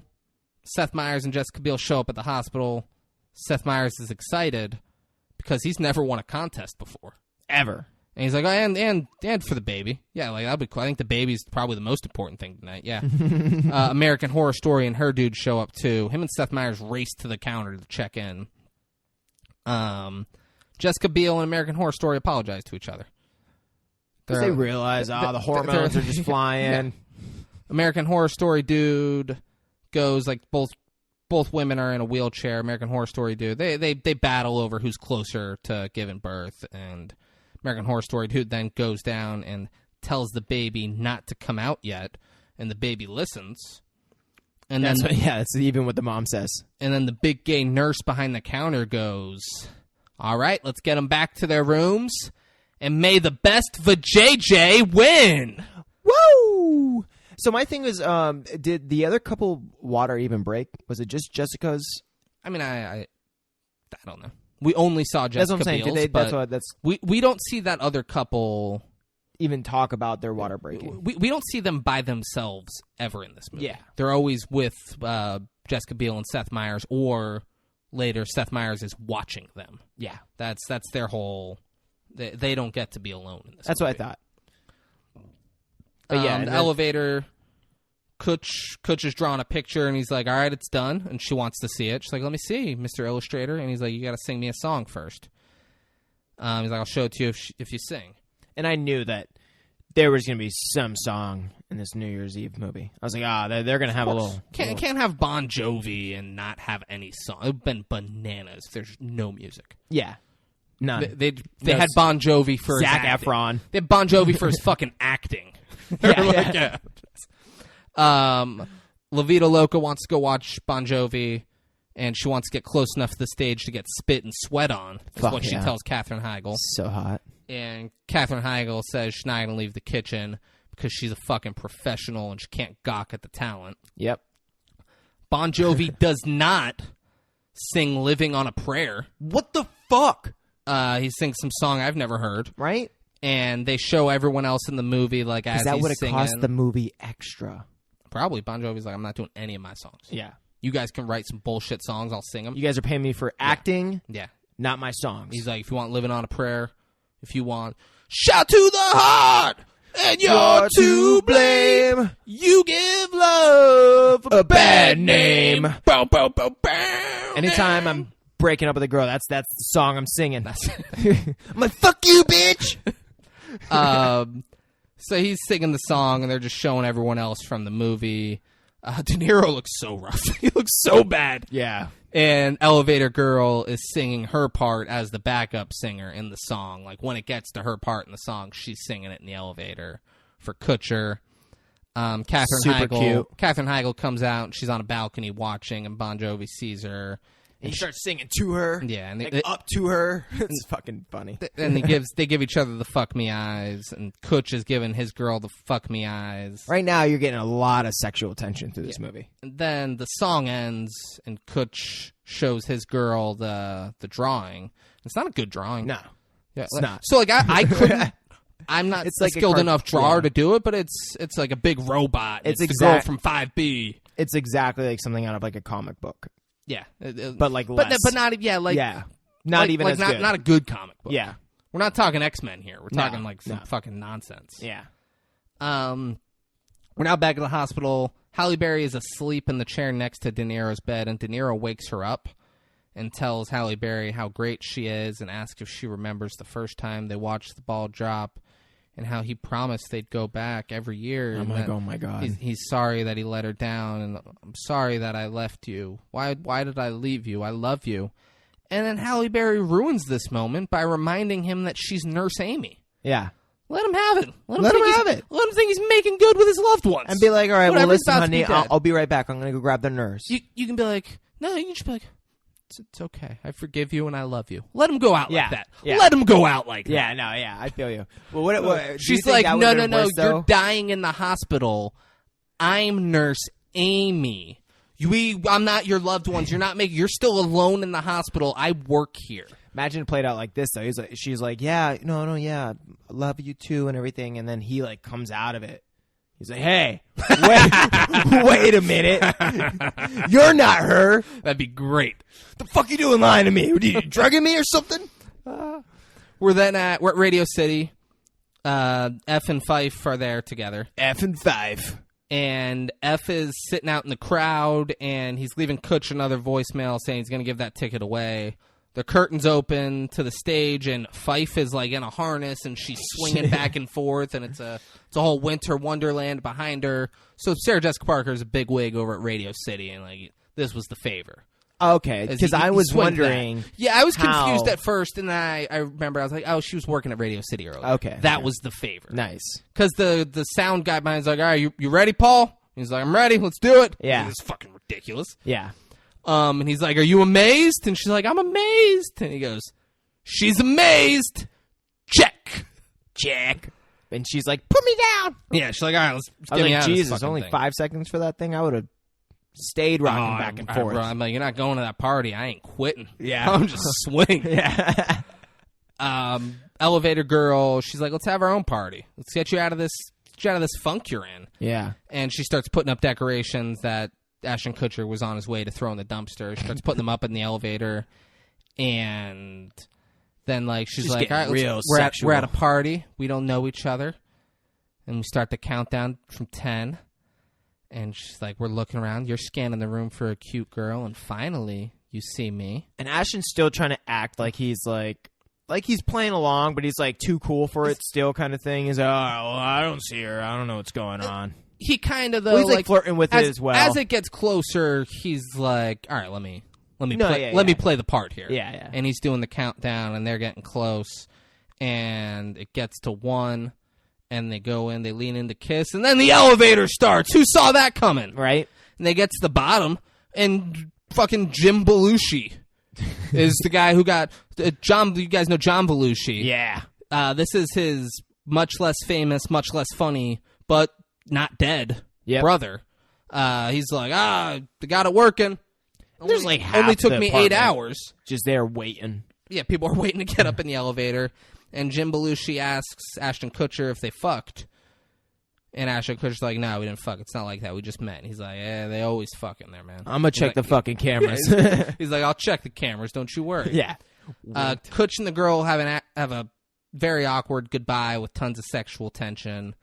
And there's an old lady struggling to close the elevator door. This and, blew my fucking mind. Kutch gets in there, and then she's still really struggling to close it. And he notices she forgot something. And he picks up, he's like, hey, you forgot your... And then the lady, like, the elevator starts going up. Oh no, but they really honed in on this part. Like the old woman took forever to close this door. Yeah. And Noam's like, oh, let me help you. They're like, yeah. Let her do it. No, she's Let got her it. fucking do it. Kutcher even got in and wasn't like, oh, let me get that. No, He's yeah. like, yeah, finish. No, you got it. Get that fucking door closed. We're now back at the hospital. Seth Meyers is watching the other couple from his window and just super focused on them. And he's like, we're going to beat them, baby. We're going to beat them. Jessica Biel doesn't give a fuck. She's like, let's have this baby. Yeah. And we then see that the other couple has 2 more kids. So Which we did not They're see a big fan. before. We had not seen them at all. And there's 2 other kids. And the dad's like, all right, girls, you go wait in the waiting room. Next time we see you, you're going to have a new baby sister. And it's like a nice little moment. We're now... Nas gets to New York City. He says goodbye to the family. Smoking fucking aces, people. I mean, this is... Haley texts Seth to save a kiss for her. F gets Fife as close to where the ball's going to drop as he can. She tells him, make a list of your own. Don't wait as long as I did. And then gives him the fucking tickets for the 3rd time in this movie. Made no sense to me. 3rd time she can hear those tickets. I don't know when she got them back, but Yeah. he wishes her luck on that last one. She says, it's a long shot, but thank you. And then they have a nice goodbye. Yeah. It was a nice little It moment. was sweet. We're at the party. Russell Peters is like flirting with some chick. He's like, you got anyone to do you have anyone to kiss at the midnight? He's like, Russell Peters doesn't talk with a fucking offensive, stereotypical Indian accent, but in this movie, they're like, Russell, we need that. We gotta have you do it. Yeah. Nas shows up to the party. It was his mom who gave the speech earlier and introduced Bon Jovi, and this is where he's giving his big speech. Mm-hmm. Hillary Swank's boss shows up. As a boss does. And he's at Hillary Swank over where the ball No, is. yeah, but always usually at like the wrong time or like the worst timing. And it's Matthew Broderick. Mm-hmm. Real quick, before you say it, do you know what his name is in this movie? No. His name is Mr. Buellerton. like very similar to His most famous character is Ferris Bueller. Yeah, Buellerton. And they were like, let's have him be Buellerton in this movie. Exactly, It's fucking nonsense. I was going to say from Godzilla, though. Yeah, I had a feeling you weren't going to go with Ferris Bueller. That's why I had to cut I was you off. honestly just thinking about Ferris Bueller just like the other day, though. But Mr. Buellerton. He's like, that was a nice speech. He really got everyone to take a breath except for me. He's real nervous that the ball's not going to go off, and she's like, we're going to get it fixed. He's like, there's 1 billion people watching. Over 1 billion people worldwide watch the ball drop in Times Square every year. And he talks about, he's nervous. He talks about Bill Buckner and says if she doesn't get it fixed, she's going to be fired. Fucking gone. They can't find Bon Jovi. He's gone. They're like, Bon Jovi, we don't know where the fuck he is. And then Elevator Girl shows up, and she's like, I'm a fucking backup singer. And they're like, well, where's Bon Jovi? And she's like, I don't fucking know. I'm like, all right, we'll go get on stage. Yeah. And she's going to get on stage. Right before she does, Kutchman shows up. He's like, hey, 5B! And she stops. He's like, you forgot this thing. It was a rubber wristband that was like a balance support thing that was big. He's like, I didn't know if you were going to dance. So, if you need to dance, He was like, I didn't know if this was lucky or any of that stuff. He's like, but also you forgot something else in the elevator. And then leans in and kisses her, and says "Happy New Year." Popped a chub. Yeah, he says "Happy New Year." It's a nice little thing for him. That was hot. And he says that he'll be her groupie, and she says, "Go out in the crowd and watch." And I was like, "Done." Yeah. Bon Jovi is there, but he's sad, sitting on the trunk of his car, and he doesn't want to perform. It's fucking crazy. Yeah. He's just all sad. And then Hillary Swank walks up. He's like, you're the lady who gave the speech on the TV. Like, what are you doing? I saw you give the speech on the TV, and now you're talking to me? What? It's bizarre. And she gives like a whole impassioned thing. He's like, I don't want to go on stage because I don't deserve a second chance. Do you know what that's like? And she's like, I do know what that's like. She gives another great speech. It's just such a small world now. And the speech ends with her saying, and hey, second chances don't expire until midnight. And she says a bunch of other shit. And I'm like, that's a lot of pressure. Yeah, and then he goes on stage. Yeah. Well, what I liked was when he went on stage, when they started singing, he went up and started singing, but it looked like I wish they would have had a reaction from Ashton Kutcher, because he goes up, Bon Jovi goes up and starts dancing with basically Ashton Kutcher's girl now. Not dancing, but he was like singing into her mic, kind of like. It would have been great if he's like, get the fucking kind of like almost get on that fucking stage. Yeah, almost like caressing her from behind. I wish they cut to Ashton Kutcher. I wish he was just like, man, what the fuck? Just like really pissed off. I'm out of here. Like just leaves. We're done. Yeah. We are done. That's what I was hoping. But no, that doesn't happen. Nas gives his speech at the party, talks about his dead dad and Socrates, and says a bunch of other shit, but then says, what would you do today if you knew you would not fail? Now go out and do it. Take that leap of faith. And that's how he ends his speech. And every girl now wants him. They all go crazy. Yeah. We're now back to Bon Jovi. He's performing on the stage, and again, it's not Living on a Prayer. Nope. Kaminsky fixes the ball, and it starts going up with him on it. And I thought this was going to be like, Kaminsky's stuck at the top until midnight thing. But no, he's like, hey, turn it off. Get me down. And they're like, all right, we got you. They turn it off and get him down. He went up, and he slid off, fucking died. Kaminsky's dead. Whole body exploded on impact. Blood's everywhere. So then they get him down. He's meeting with the press. Mayor Bloomberg wants to meet Hillary Swank, but she has a much more pressing meeting to go to. Yeah. She puts Kaminsky in charge for the rest of the night, which I don't think he's up for the task. Nope. Surprises Luda by having his family show up there. and then leaves. You're like, what the It was fuck? fucking wild. And they stayed there, right? Luda and his family? Yeah. Yeah. Best spot to see the ball drop. They're like, True. yeah, this is our shit. Slutty bartender wants to fuck Nas. 2 other ladies come up and they want to fuck Nas. Because, like, who doesn't want to fuck Nas? Yeah. Katherine Heigl is like walking through the party and finds out that Bon Jovi told the people throwing the party that they had to hire Katherine Heigl's food company, otherwise he wasn't going to perform. Yep. And like it's like he was completely right. The food is amazing. I'm going to tell everyone about you. Like that's how it was. But she's like, yeah, Bon Jovi said he wouldn't perform unless we hired you. So we had to have you for him to go on. We see. So Nas, the 2 sluts are all over Nas. Like, And he goes, I'm a sandwich. he does that. He's like into it and then looks at the clock and he's like, you know what? No. I'm sorry, ladies. I got to go. And he runs out.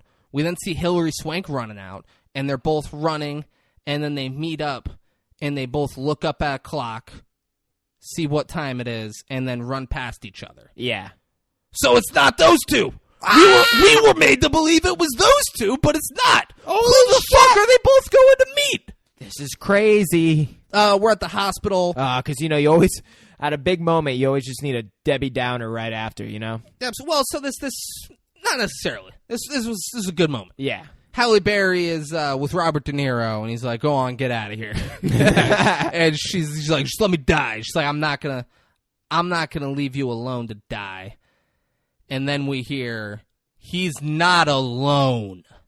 And Halle Berry opens the curtain, and it's Hilary Swank. What? And she says, "Hi, Daddy." What a swerve! What a swerve! Swank's De Niro's kid. Jesus. This is like that movie where Swank had a penis. Now it makes It's like sense that why movie. she sold her whole life just to be a ball dropper. Absolutely. Because her father's obsessed with the ball dropping. Halle Berry's shift is up, and she's like, all right, my shift's up. I'm getting out of here. And another nurse is like, you want some holiday cake? And she goes, smacks her ass, goes, I don't need it.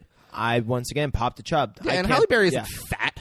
No, but she is bad. Oh, yeah, for sure. Bad. Like, I don't need that shit. Your fat old white ass can eat all that cake. Yeah. It's basically what she's saying. Yeah. We're then back at the party, and Katherine Heigl and Russell Peters and some other people, they're throwing parachutes of chocolate off a ledge to everyone at the party. And then we see a nurse is on the phone, like, saying some sad shit about someone else dying in the hospital. Everyone's just dying. And in the background, we see Hilary Swank sneaking Robert De Niro onto the elevator in a wheelchair. Halle Berry comes out of a side room looking just all sexy and shit. She's wearing a dress and heels. Everyone's calling her hot. And by everyone, there was like one woman that called her hot.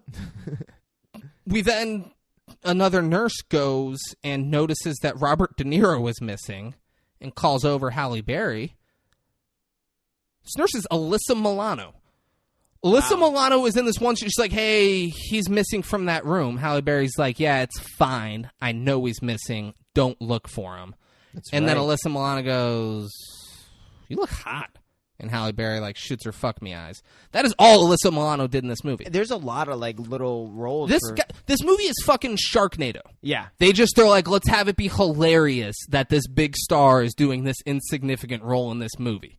It's wild. It's a fucking joke. Yeah. Alyssa Milano, fucking 2 lines in the movie. Yeah. That's it. Fucking crazy. It is wild.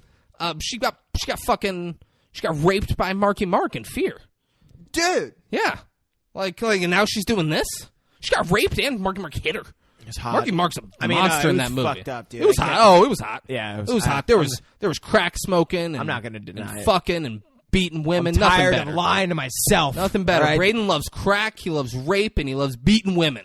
That's it. All right, that's who he is. Don't kink shame Braden. Yeah. All right, don't you dare kink shame Braden. We all got our kinks. It's 2021, almost 2022. Swank and De Niro are up on the roof, and she's like, "Oh, what a view of the ball." And now we're back at the party. I wish right then it just exploded. Best case. The scenario. ball just fucking best case and fell and just killed a bunch of people. The end. And then he'd look and go, "Well, thank God you came here." Yeah. you'd be dead. La Vida Loca is wearing a dress that's really showing off her titties, and she's like, "Are you gonna come to the party with us?" And Katherine Heigl's like, "Nah, I'm gonna stay back here. I'm gonna stay in the kitchen while everyone else celebrates." Yeah. And back at the hospital, Halle Berry goes into like a hospital bedroom and Skypes with Common, who is a soldier overseas, presumably in Iraq or Afghanistan. He won a BET award for best performance. Yeah, he doesn't do anything. No, fantastic. and nothing against Common. I think he's a pretty decent, good actor, but you could tell that his video, because they're on like a video call, you could tell that his video was pre-recorded. Not like it was supposed to be in the film, but you could tell like acting wise, they just recorded him doing that. That wasn't a real video call at all. Yeah, like, for sure not. But you could just they tell both did their because parts separately. and I could just tell from that. It's not that the acting's bad. It's just hard to do shit like that. Halle Berry tells Common it's going to be a great new year because he's coming home really soon. But Halle Berry fucking knocks it out of the park. She's like tearing up, crying. She's sad. It's her soldier husband. They're Skyping on the new year. Bon Jovi comes into the kitchen and asks Katherine Heigl if the kitchen's still open. She's just stuffing her fucking face. Stuffing it with chocolate. She's like, it is, but only for dessert. She takes like a moment to spit out what I thought was the whole thing, and then she turns around and it's like still just there, just still a had a mouthful. Yeah. Like, Jesus Christ, how much chocolate are you stuffing in your mouth at once? She told Bon Jovi. And for some reason, I feel like she's done this in other movies before. Am I wrong? Like, I don't. No point in really bringing it up because I don't know. But I could have swore like her character in other films has done that exactly, where she's like stuffing her face trying to say something. Maybe. So, I mean, she was pregnant and knocked up. Yeah. So I think I'm sure up. there were like embarrassing eating scenes. Yeah. I'm sure that existed. She tells Bon Jovi that she's glad that he got them to hire her and that they had a chance to talk. Bon Jovi tells her that he's canceling the tour so he can be with her. He says, asking you to marry me is the best decision I've ever made in my life. And then running away was the worst one I've ever made. Sprinting away was the worst one I ever made. Before he said running and she was like, sprinting, you sprinted. He says, I don't know if we said that. I'll wait as long as it takes for you to give me. And she's playing it off like it could be years. We could be old and gray before I decide to forgive you. It could take a lot of makeup sex before I decide to forgive you. If she didn't say the makeup sex, I would have been like, all right, I'm out of here anyway. Yeah. And he says he's okay with that. And he goes, it's almost midnight. You want to go to the party? Real quick. He had a full tour planned. Full tour. You can't just cancel shit like that. But also, think of how many people were depending on that tour to go through for their jobs, so they can fucking support their family. Yeah. Everyone who works for him, but also the fucking venues he was going to, like... And honestly, like him... He's just like, I canceled the tour for Katherine Heigl. Fuck Katherine Heigl. Fuck Bon Jovi. He's probably like... Well, Bon Jovi's probably like, fuck this scriptwriter, dude. This would never happen. Because you don't realize what goes into this shit. I hope he's like, you realize I'm like, there's families that aren't eating because I canceled the tour at the last minute. So if in actuality, you're making my character look like a piece of fucking shit. When in this moment, you're supposed to be making him look good. Yeah, it's so romantic. He did it for her. You fucking ruined lives. Literally, like... Ruined lives. We're now over at Times Square. Mayor Bloomberg and Ryan Seacrest start dropping the ball. De Niro's all excited, and he tells Hilary Swank that he made so many mistakes, but she wasn't one of them. Countdown starts at 10. Nas is still running. Bon Jovi and Katherine Heigl are dancing. Pregnant ladies are pushing. As the countdown's going down this whole time. Yeah, it's it hits 1. Happy New Year. A bunch of people are kissing all over Times Square, and it shows Fife just standing there alone. Michelle Pfeiffer just standing there alone. Katherine Heigl looks at Bon Jovi and goes, "Wait, if you're here, who's at Times Square?" And then it's Elevator Girl. Yep. And she's singing "Living on a Prayer." Mm-hmm. They brought it up. She sings it. Bon Jovi's there. He doesn't sing it once. She sings it. Yeah. No, she sings that New Year song. I don't know the words. I don't know. But it's. Dum, bum, bum, bum, bum, bum, bum, bum, bum, bum, bum, bum,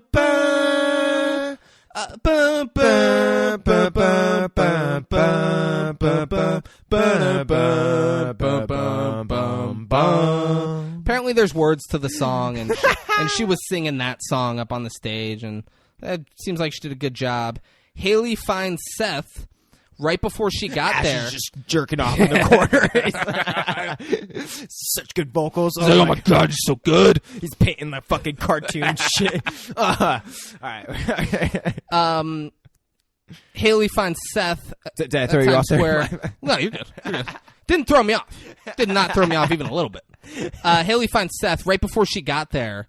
He's asking this chick. He's like, hey, have you seen Haley? I'm trying to find this chick. She kisses him. Yeah. And as she walks up, Seth and the chick are kissing, and she starts to cry and turn around and run. And Sarah Jessica Parker's right there. She found her right at that moment. She sees what's going on. She grabs her daughter and Which hugs is her. good because like there needed to be like a little tearjerker moment, and because we've all been there, we've all had like probably like a shitty New Year's, expecting, hoping to kiss maybe someone or someone to be there, and you're just alone. Absolutely. You're just fucking alone. Absolutely. So yeah, I liked it. This girl Sarah that I grew up with, who every year at New Year's I wanted to kiss her, but I never had a chance. Dude, you're speaking my language. Oh, am I? Yeah. Is that girl Sarah that? Man, I've known this Sarah since I was like 5, bro, and just been turned down ever since. I was telling my whole family about that. I was like, dude, there's this fucking girl, bro, and she's just Sarah.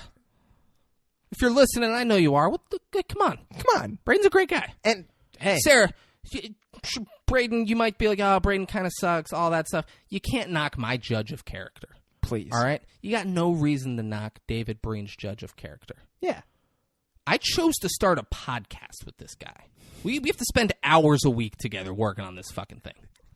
He's a great guy. He's a goober. And I fuck with him a lot. Great guy. Sarah, quit fucking around, all right? Yeah.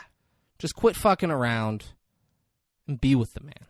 Yeah. You know, it's a new year, new you, new me. All right? 2022, I want this to be a thing, Sarah. And if it's not, there should be a fucking problem. Yeah, and if you guys are going to Subway and you're telling them about the 5-6 Kings, I don't know, maybe bring up the whole Sarah thing. Maybe if we can bring... Get Subway in on it. Yeah. I like it. Yeah. Help me help you. So Common and Halle Berry have a real sad goodbye. Nas, he gets to the place that he was supposed to meet his chick. And it's fucking It's closed for renovations. It's like boarded up. It's like after 30 years, like, we finally closed our doors. F finds Fife in the crowd and grabs her and kisses her. And she's like, what are you doing? I'm twice your age. Get off me. And he goes, final resolution. Midnight kiss on New Year's Eve. Boom! Check it off. Woo! Elevator Girl finishes her song, and her and Ashton Kutcher like shoot each other a glance. He just finished. And then like as she's walking off stage, the band is playing New York, New York by Frank Sinatra. Yep. I wanna wake up in a city that never sleeps. Yep. New York, New York. Yeah. Frank Sinatra kind of sucks, huh? I thought it was It's all good. about like, how can a lucky guy be so lucky? Oh, New York, it's a great city. Chicago. He's fucking, he's kind of shitty. It's my He's way. huge. People or the love him. highway. Yeah, I did it my way. Fuck y'all. He's fucking, who? If you like really listen to Frank Sinatra, I actually do. do you? I mean, yeah. Like, not all of his songs, but yeah. Like you'll be in your car and you'll be like, let me pop on some Frank Sinatra? Yeah. Yeah?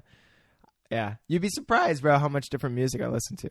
I mean, I won't be. You listen to the fucking Interstellar soundtrack. You're like, this is literally- a great soundtrack. I literally listen to it all the listen- time. I'm like, these aren't songs, dude. Yeah, These are exactly. There's symphonies, bro. just They're fucking dog shit. That's Hans Zimmer, bro. Sarah Jessica Parker and Haley are in some restaurant talking, and Haley's friends come in and they say they have passes to the after party at the Hard Rock. And Piper's mom, who's been following us all night, is gonna take us home. And Piper's mom is just hiding fucking- behind like a newspaper or something, like pops it and then puts it back up. Really weird shit. Sarah Jessica Parker lets her go to the after party at the Hard Rock. Sounds way more fucking loose and dangerous than going and watching the ball drop in Times Square. Because his fucking lunatic mom is there? Yeah, the after party at the Hard Rock sounds like there's fucking coke and blowjobs. Oh, dude. That's what the after Everywhere. party at the Hard Rock sounds like. Yeah. But New she's Year's? going. Shit, that's a and Haley 15-year-old tells, dream. and she looks at Sarah Jessica Parker and goes, "You should go to your party, Mom. I love you." Go get some And it dick, leaves. Mom. Yeah, like, go get a man. You ain't got no man. And she's like, oh, shit. Nas is sitting out in front of that restaurant still. He's holding a bottle of champagne, looking all sad. sucks. Sarah Jessica Parker shows up at Radio City Music Hall, and they're like, "Oh, you're here for the party?" And she's like, "Nah, I'm just grabbing something and going." Seth shows up to explain himself to Haley, and like she's like, I saw you kissing that chick," and like he's like, "Let me explain," and like he starts doing it, and then she just kisses him. Yeah. She's setting herself up to just be let down by men her whole life. That's what I was kind of getting from it, Because too. like, true, like us, the viewer, know, like, you know, like Seth's not necessarily in the wrong here. Yeah. He was looking for Haley, and But she didn't know this that. chick literally kissed him. She does not know that at all. Yeah. And she's like, whatever. She just saw them kissing. Yeah, she's like, whatever. I don't give a fuck. I'm gonna do things that girl never would, Seth. All right? I'm gonna make you forget all about that girl. You're with Haley now. All right? Oh, my God. Yeah. I love it when you talk to me like that, David. Yeah. Do you love it when I do it as a 15-year-old girl character in a movie? But, like, is really 22 in real life? I don't know that she was. That girl might have been 15 on the nose. We don't know. I don't think either of us looked up her age. No, she's probably 15. She looks fucking young. So they kiss and they do. Piper's mom like is there when they're first talking, and then like around the corner after they kiss again. Yeah, Just it's look, looking, I'm like, yeah. who's this lady? Like she They didn't- didn't- I don't even think they racked focus on that second time or the third time, whatever time. She was just there. Yeah, you saw her in the background, like and blurry. she was completely unnecessary. Yeah, De Niro's dead. He gave a he's pocket. fucking dead. He gave a pocket watch and some like old pictures to Hilary Swank, and then one of the nurses goes, "You want to see how we do New Year's Eve?" And "What a Wonderful World" by Louis Armstrong starts playing. Do you know that song? Yo, Do you listen to Louis Armstrong? not really, but That's because you're a racist. nuh-uh. You're like, I want to listen to this white guy who like really used Sammy Davis Jr. He really exploited that black man in this group. Yeah, but I'm yeah, not Sammy- listening to Louis Armstrong. Yeah, God damn it, David. I see trees of green, red roses too. I see them bloom for me and you. and And I think to myself, what a wonderful world. Great song. Yeah. Very talented man. Mm-hmm. And they're all holding newborn babies in like the little baby room at the yeah. hospital. Because every hospital's got to have a baby room. Yeah. They do. It's a real thing. Ah. They're holding them and the babies. Jessica Biel and American Horror Story, they both gave birth, and the dad goes over. American Horror Story's chick goes over and congratulates Jessica Fucking Biel. still gung-ho. Yeah, he congratulates Jessica Biel and Seth Meyers, and he's like, "Oh, we had it at 12:04. How about you?" And like Jessica Biel lights up. She's like, "Oh, 12:04. We had it at like 12:01. Like we won." And Seth Meyer goes, "Just beat us, 12:05." That And then pissed me off. And then the doctor goes, 12:05 it is then, and writes it down. So he's like, this guy's got 3 kids. This meant more to them. I don't give me a and shit. Me and Beal are gonna be fine. Like you Beal won. said it's on. It's on. He's like, you won, congrats. And the guy like cries and hugs him. Yeah, and then And you're then like, goes all over right. and tells his wife, and they cry and hug each other. It meant more to them. Yeah, it did. We're now Nas gives up and leaves a full bottle of champagne just on the side of the road and is walking. Going home. And as he's walking, a horse and carriage is pulling up, and he stops and looks. And who steps out of the carriage? Sarah Jessica Parker. She's dressed all nice and shit. And he's like, "You look beautiful." She's like, "Well, I had a year to get ready." And they Like- get off and they ride off together, and Nas's voice narrates the end. He talks about love and the new year and hope, and I don't give a fuck. He said a bunch of stuff. Yeah. And then the end, but as the credits roll, they show F and Fife. They go to the party together and they're dancing, and then it shows a Fife bunch- is fucking awkward as shit. F's got the fucking High School Musical dance moves still. He's fucking made for it. Yeah. You kidding? And then they show that, and they show outtakes, and that's the movie. Yeah. One outtake, though, in particular, I have to talk about is when, Jesus, I'm going to fuck up the names. It's when, not Fife, not Hilary Swank? Hilary Swank and Ludacris? no, not Ludacris. The other dude the last dude that just narrated the end. Nas. Yeah, Nas. They fucking kiss at the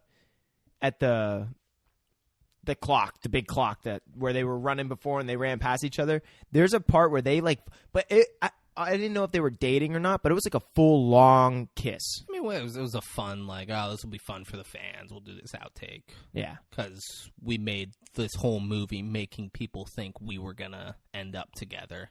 Yeah. And we just way didn't. But, Braden, you know what movie doesn't mislead the viewer even a little bit? The Nutty Professor? Not even a little bit. From square one, we know exactly where we stand with Eddie Murphy, and it's the same at the end. Yeah. Eddie Murphy doesn't mislead us for 1 second. No, he does not. But also, the movie we're doing next week. What? Finally, we said like a month ago we were going to do it, and then like Christmas and deaths and shit happened. Colin Farrell and Samuel L. Jackson? Listener, friend of the podcast, Brian Pearson, suggested it. We're doing 2003 action thriller SWAT. Yes! And guys, if you want to watch it before the episode, I suggest you do. It's available on Sling TV, Fubo TV, Amazon Prime Video, and Philo TV, all with a subscription. Who doesn't have a good old Philo? I don't know one person. Tell me one person who doesn't have a subscription to Philo. I don't know. Not one. Yeah. Everybody has it. Mm-hmm. If you want to rent it, you can rent it on Vudu for $2.99. Or if you want to pay a little bit more, why wouldn't you, right? Yeah. Colin Farrell needs the money. Yeah. You can rent it on YouTube or Apple TV for $3.99. Look at that. So, guys, check that out. And, hey, this is a listener movie that we're doing. Listener. You want us to do a movie in particular? You want us to do your favorite movie? Please. Braden, how can they contact us? Oh, Let's my do God. that. Dude, they could hit us up on Instagram. Instagram, guys. Send us a DM on Instagram. Tell us the movie you want us to do next. Yeah. Or they Instagram, can even... we're at 56 Kings. Oh, that's that's right, FIVESIXKING. S. How else? They could email us. Oh, Yeah. wait, are you talking about at our Gmail? That's 56kings@gmail.com. Mm-hmm. FIVESIXKING S. @gmail.com. Yeah. Guys, do one of those. Let us know what movies you want. Let us know if you want the fucking merch. Merch. You want a 56 King shirt? You want a 56 King sticker? Dude. Reach out to us. Please. We'll give you a very good price. Yeah. Very, very good price. But yeah, I'm hyped for some SWAT, bro. I'm always hyped for SWAT. I've never not been hyped for SWAT. Yeah. Braden, you got anything else you wanna leave the listener with? Just, be safe and Happy New Year's. Happy New Year's. I can't wait to be one of the over 1 billion people who watch the ball drop on New Year's Eve. Yeah. Billions of people are going to be tuning in to watch it in Times Square. That's a big moment. But guys, thank you for listening. Check us out next week. I love you all very much. Very much. Peace out. Happy New Year. Happy New Year. Oh, yeah. I didn't say that. I didn't throw that in there. Yeah. Happy New Year. Happy fucking New Year. Peace out. Bitch, I'm from Palm Beach County, that's where I'm from. When niggas get gunned down and left slow, we don't